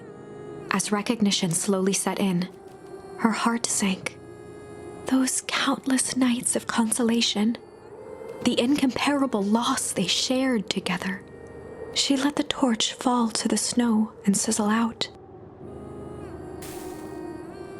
A few steps toward Luca was all she could bear before dropping to the snow herself. Through a flood of tears, she began to hum along, note for note.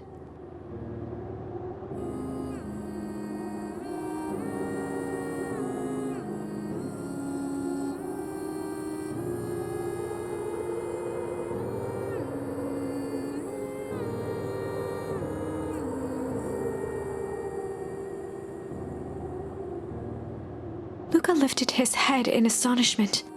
The last time he heard that melody was the last night he saw his mother.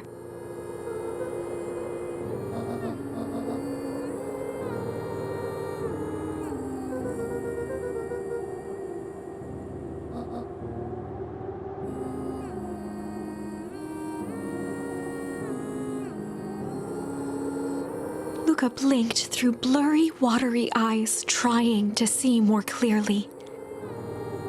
He could just make out the impression of a familiar face. He peered across the snowscape at the woman on her knees. Something about her was undeniably his mother. Only smaller, older, changed.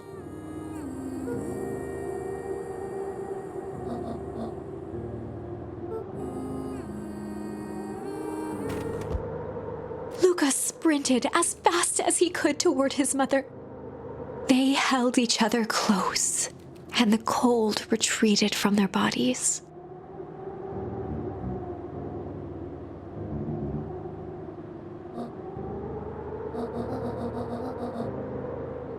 Eleanor looked down at Luca, tightening her embrace in an appeal for forgiveness.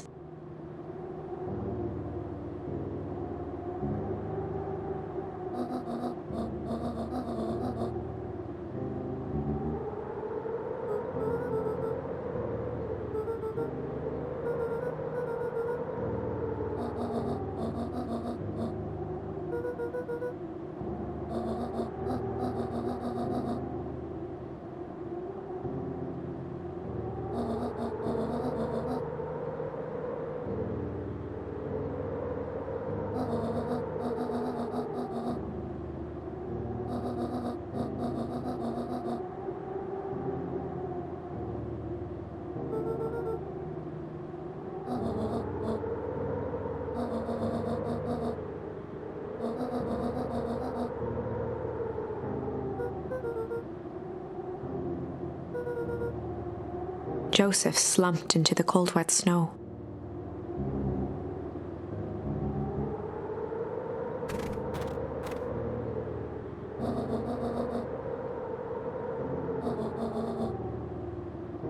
For the first time in a long time, her voice felt like her own again.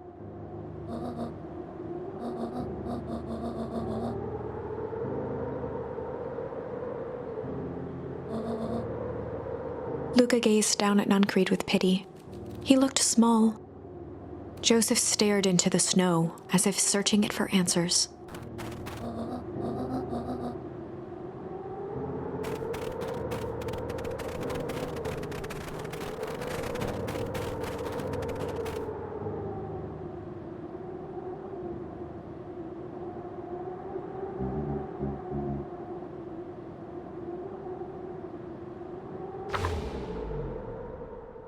Chapter 9.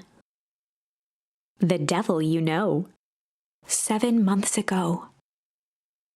Eleanor Van Horn crept down the maze of sterile hallways under perennial harvest. She stopped in front of the large steel door marked Deep Engineering. No turning back now. She raised a trembling hand. The stolen keycard worked as promised, and the door buzzed open with mechanical efficiency. She was immediately hit with the smell of disinfectant. It was some sort of laboratory. In one corner was a desk covered in papers. Across the room stood a tall metal pod with hoses protruding from its base. She rushed to the desk and began shifting through the piles of papers. They were experiment reports on something called Tempus liquamen. There were dozens of them. Every one stamped failed. Eleanor heard the sharp echo of footsteps approaching. She was out of time. Her eyes scanned the room, eventually landing on the strange pod. Muttering a curse under her breath, she dashed over and dove inside.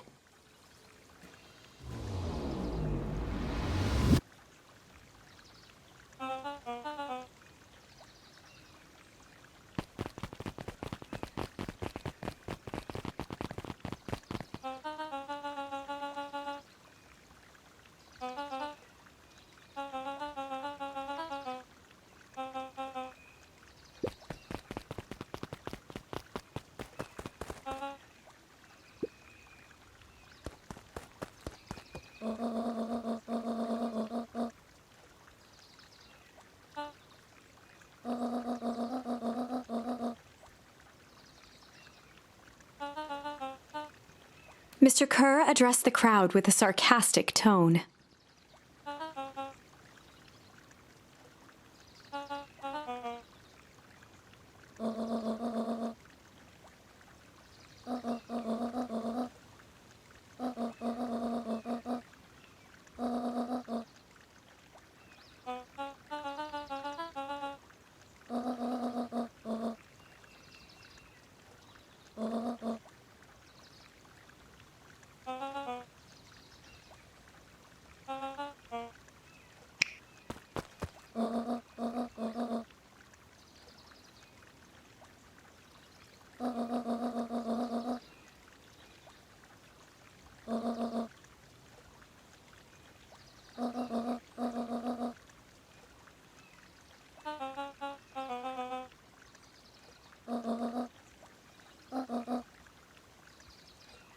Whispers filtered through the crowd.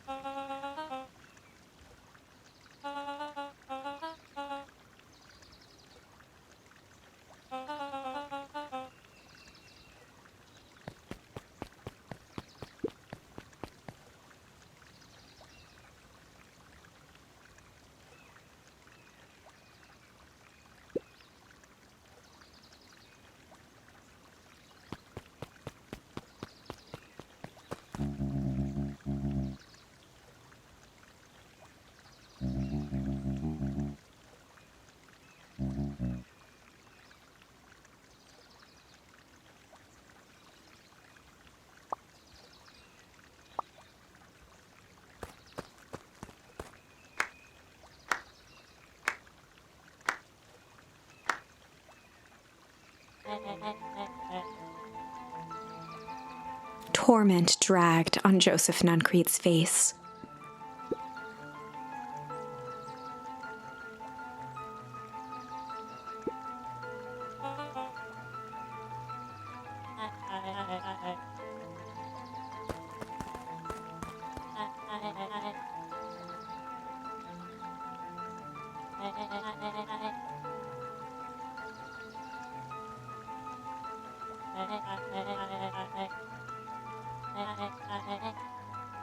He paused for a moment, plucking a piece of fuzz from his sweater and discarding it to the ground.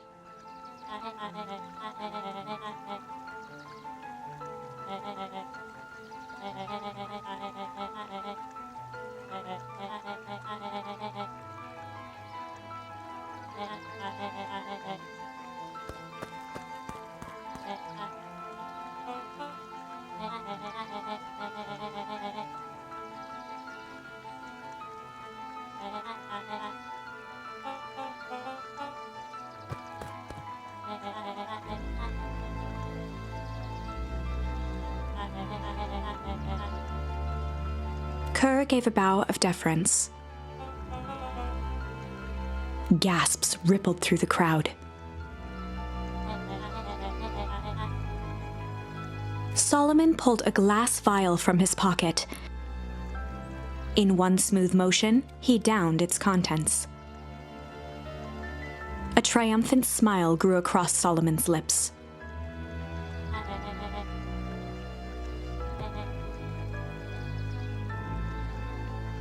His body and face began to contort and expand as he disappeared into a belching green mist.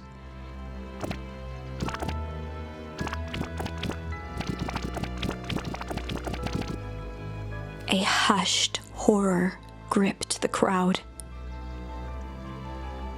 This is a story about change.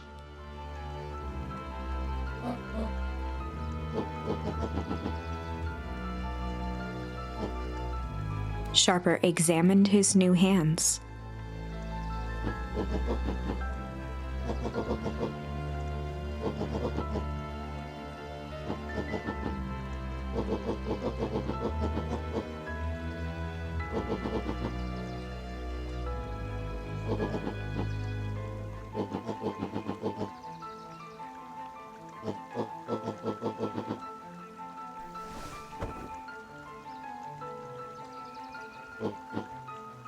Sharper choked out a crude squawk of a laugh. Frustrated grumbles sprinkled through the crowd.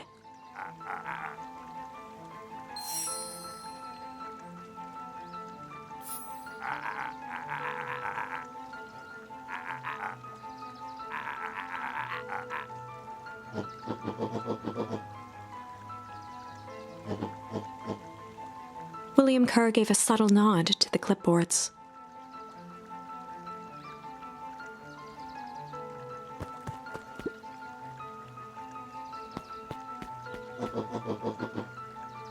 A helpless quiet settled over the crowd.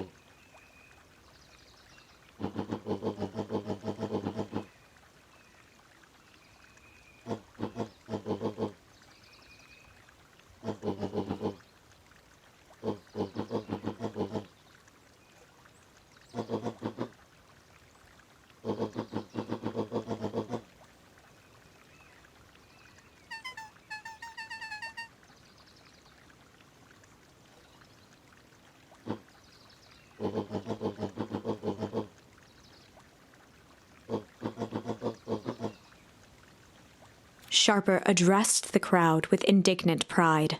He'd planned this moment for so long that now, at the deed's fruition, it almost felt frivolous.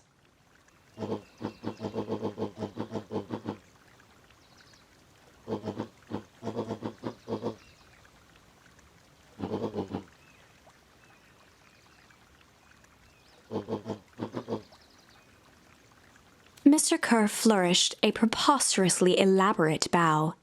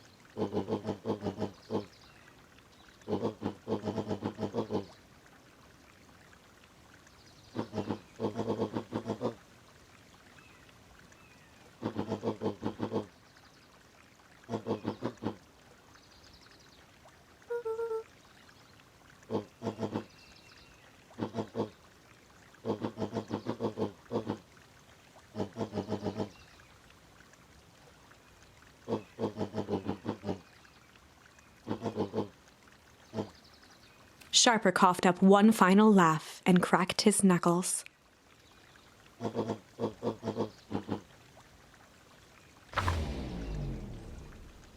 And so, Sharper set about remaking the town in his own image. The fertilizer factory soon reopened for business. Sales rose steadily as more and more farmers across the countryside began to swear by its miraculous properties. Beacon Pines became famous. A secretive town that, for the right price, shared its gifts with all. Gifts that became more and more necessary in a world where winters grew longer and longer. The end. This is wrong, but things are becoming clearer now. You can feel it, right? We can't let Sharper win. He might just be the key to this whole thing. Let's see.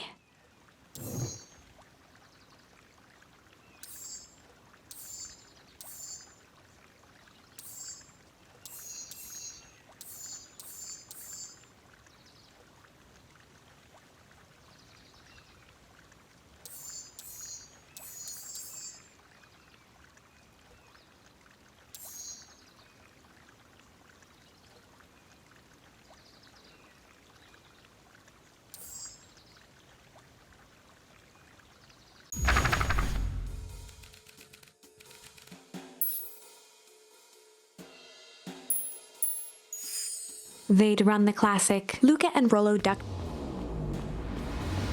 with a few crisp. Mr. Tolliver. Beck. This was. Mr. Tolliver. Beck quickly removed. Mr. Tolliver. Beck shook her head. Mr. Tolliver. Beck was on a roll.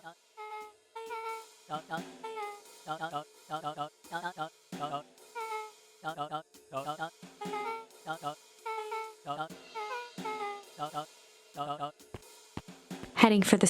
She grinned with a shrug. Beck. She turned. Beck.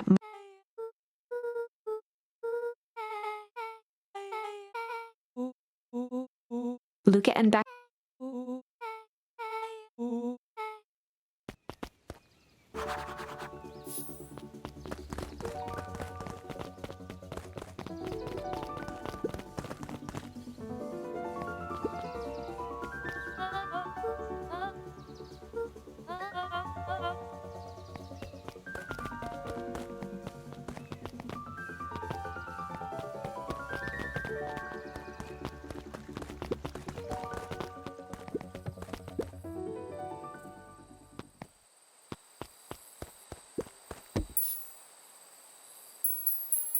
Luca tied a bent nail. If all you have is a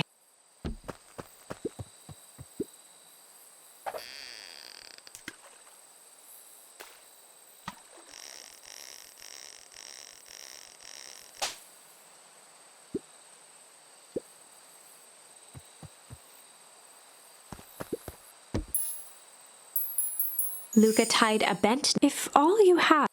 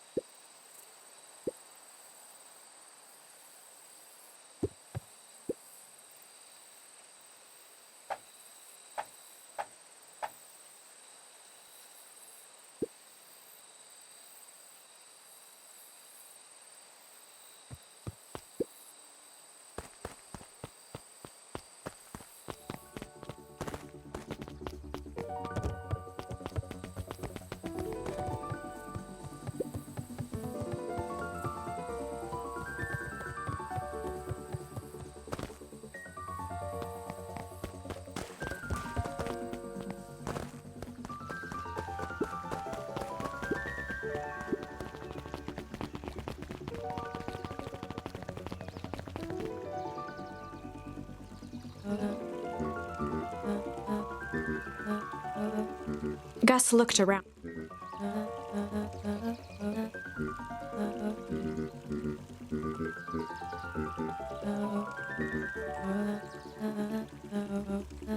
Eris's cry.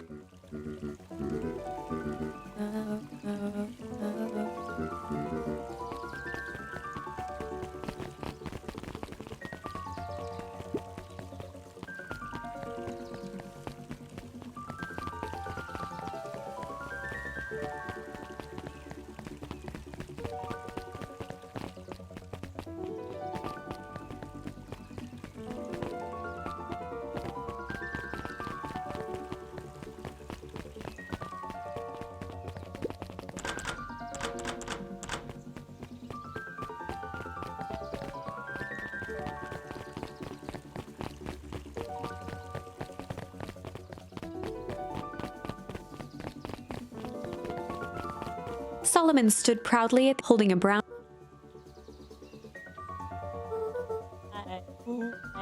Solomon shot.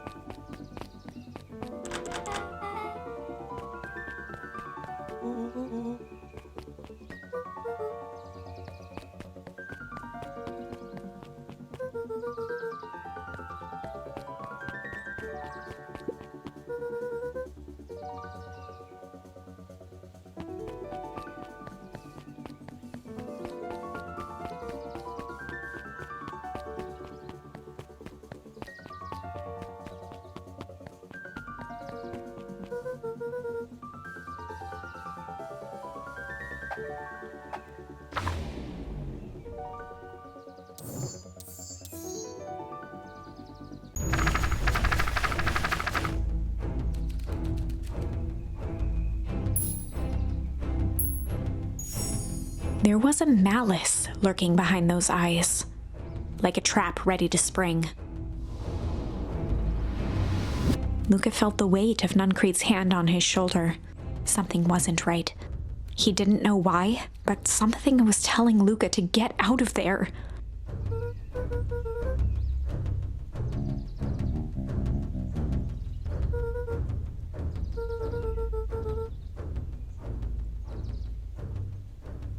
Luca twisted free of Nuncreed's grasp.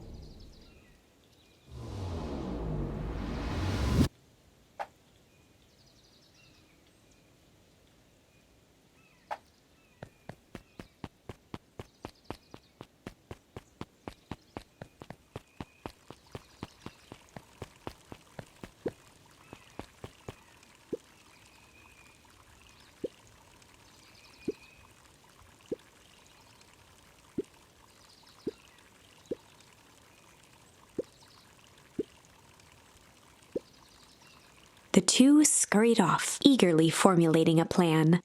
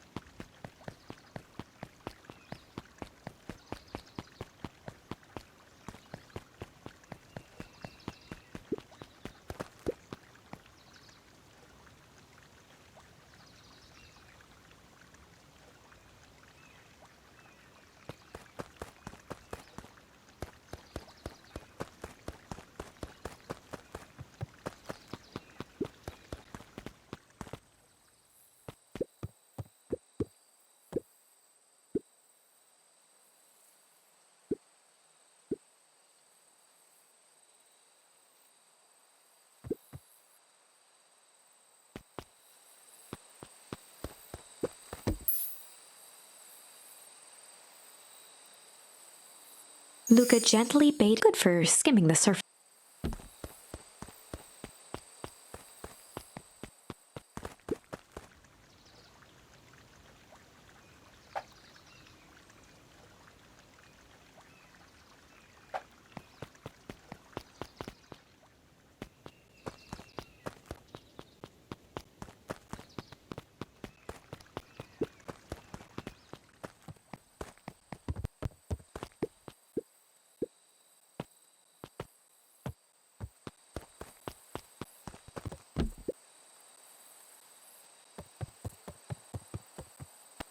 He aired a long holler into the woods.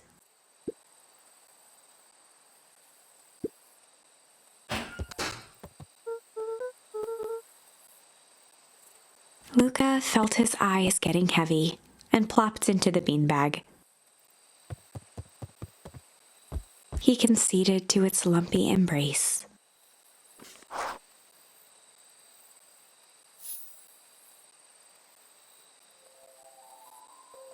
Once again, Luca found himself in a vast black expanse.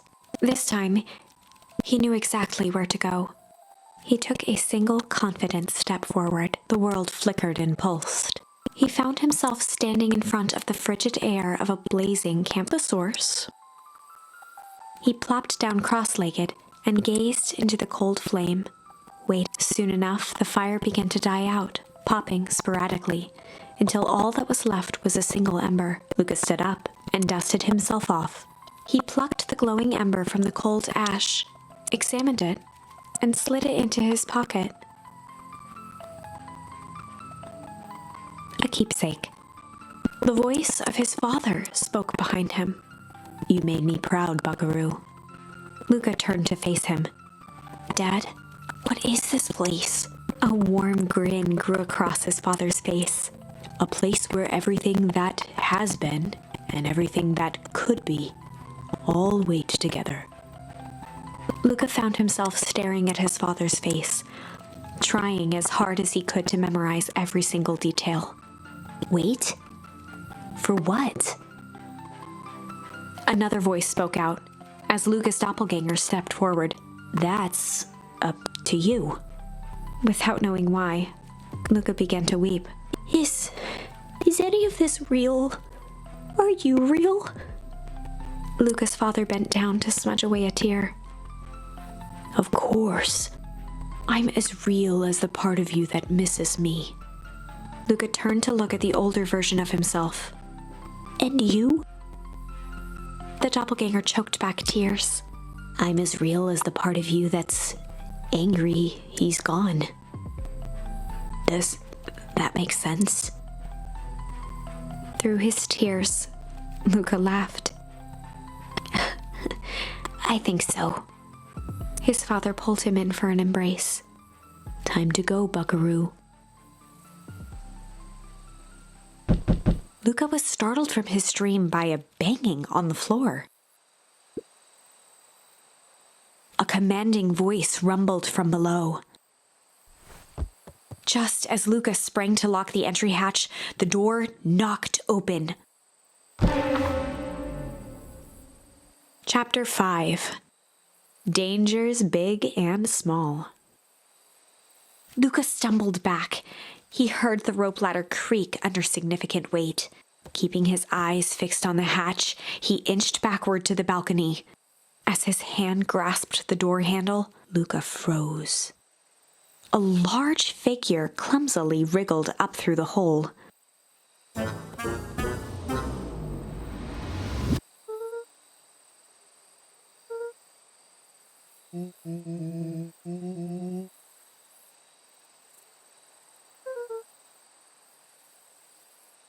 The large figure cocked its head inquisitively.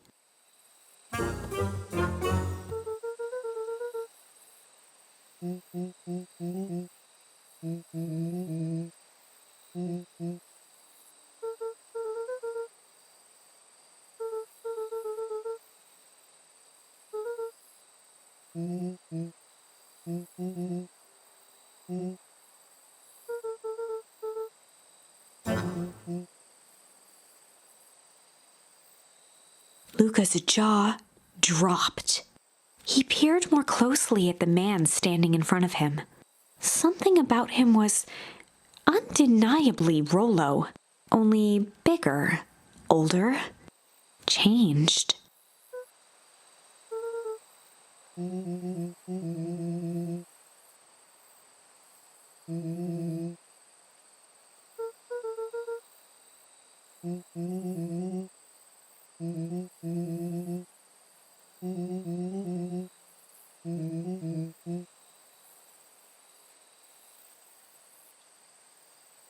Rollo proudly presented his hands to Luca.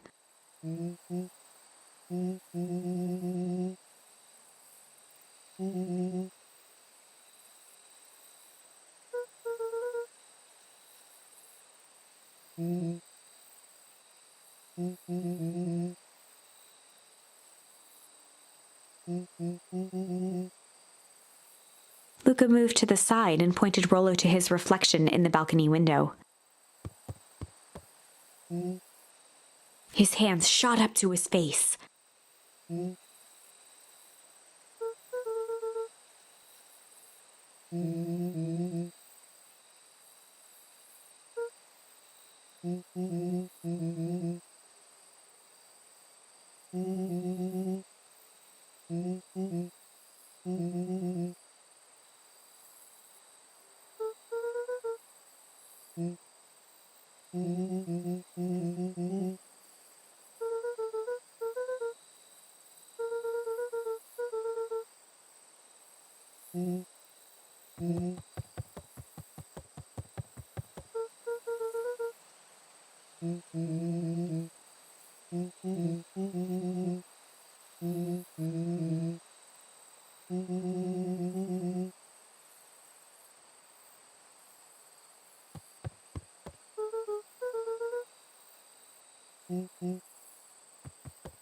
Rollo shadowboxed a few jabs.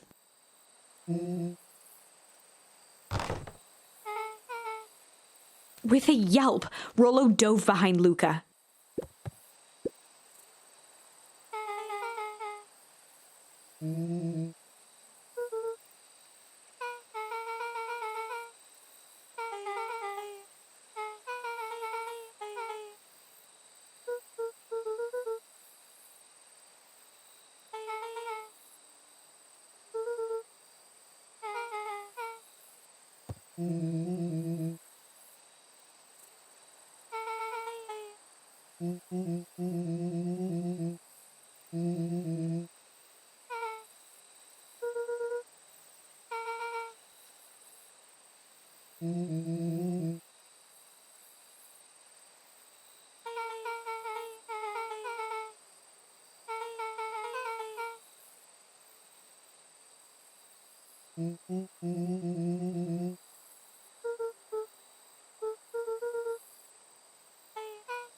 She shot a nervous glance at Rollo.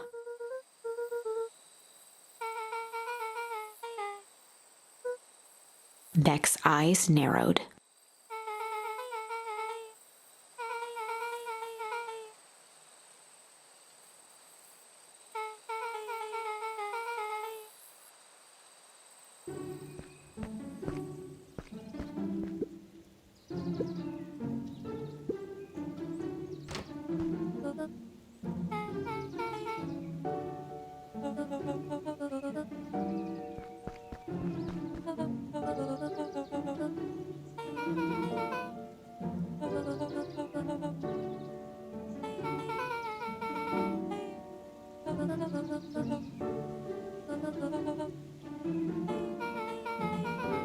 Ilona tried to put on a smile.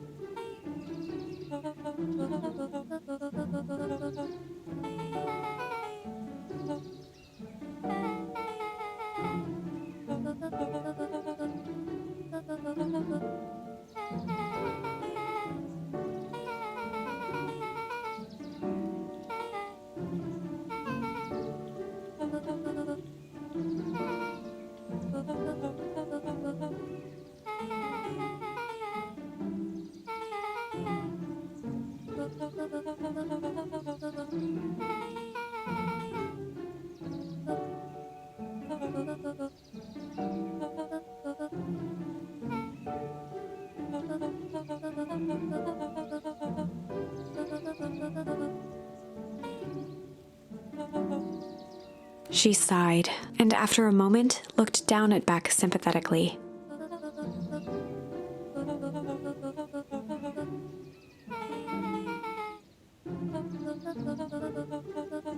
She flashed a sly grin and tousled Beck's hair.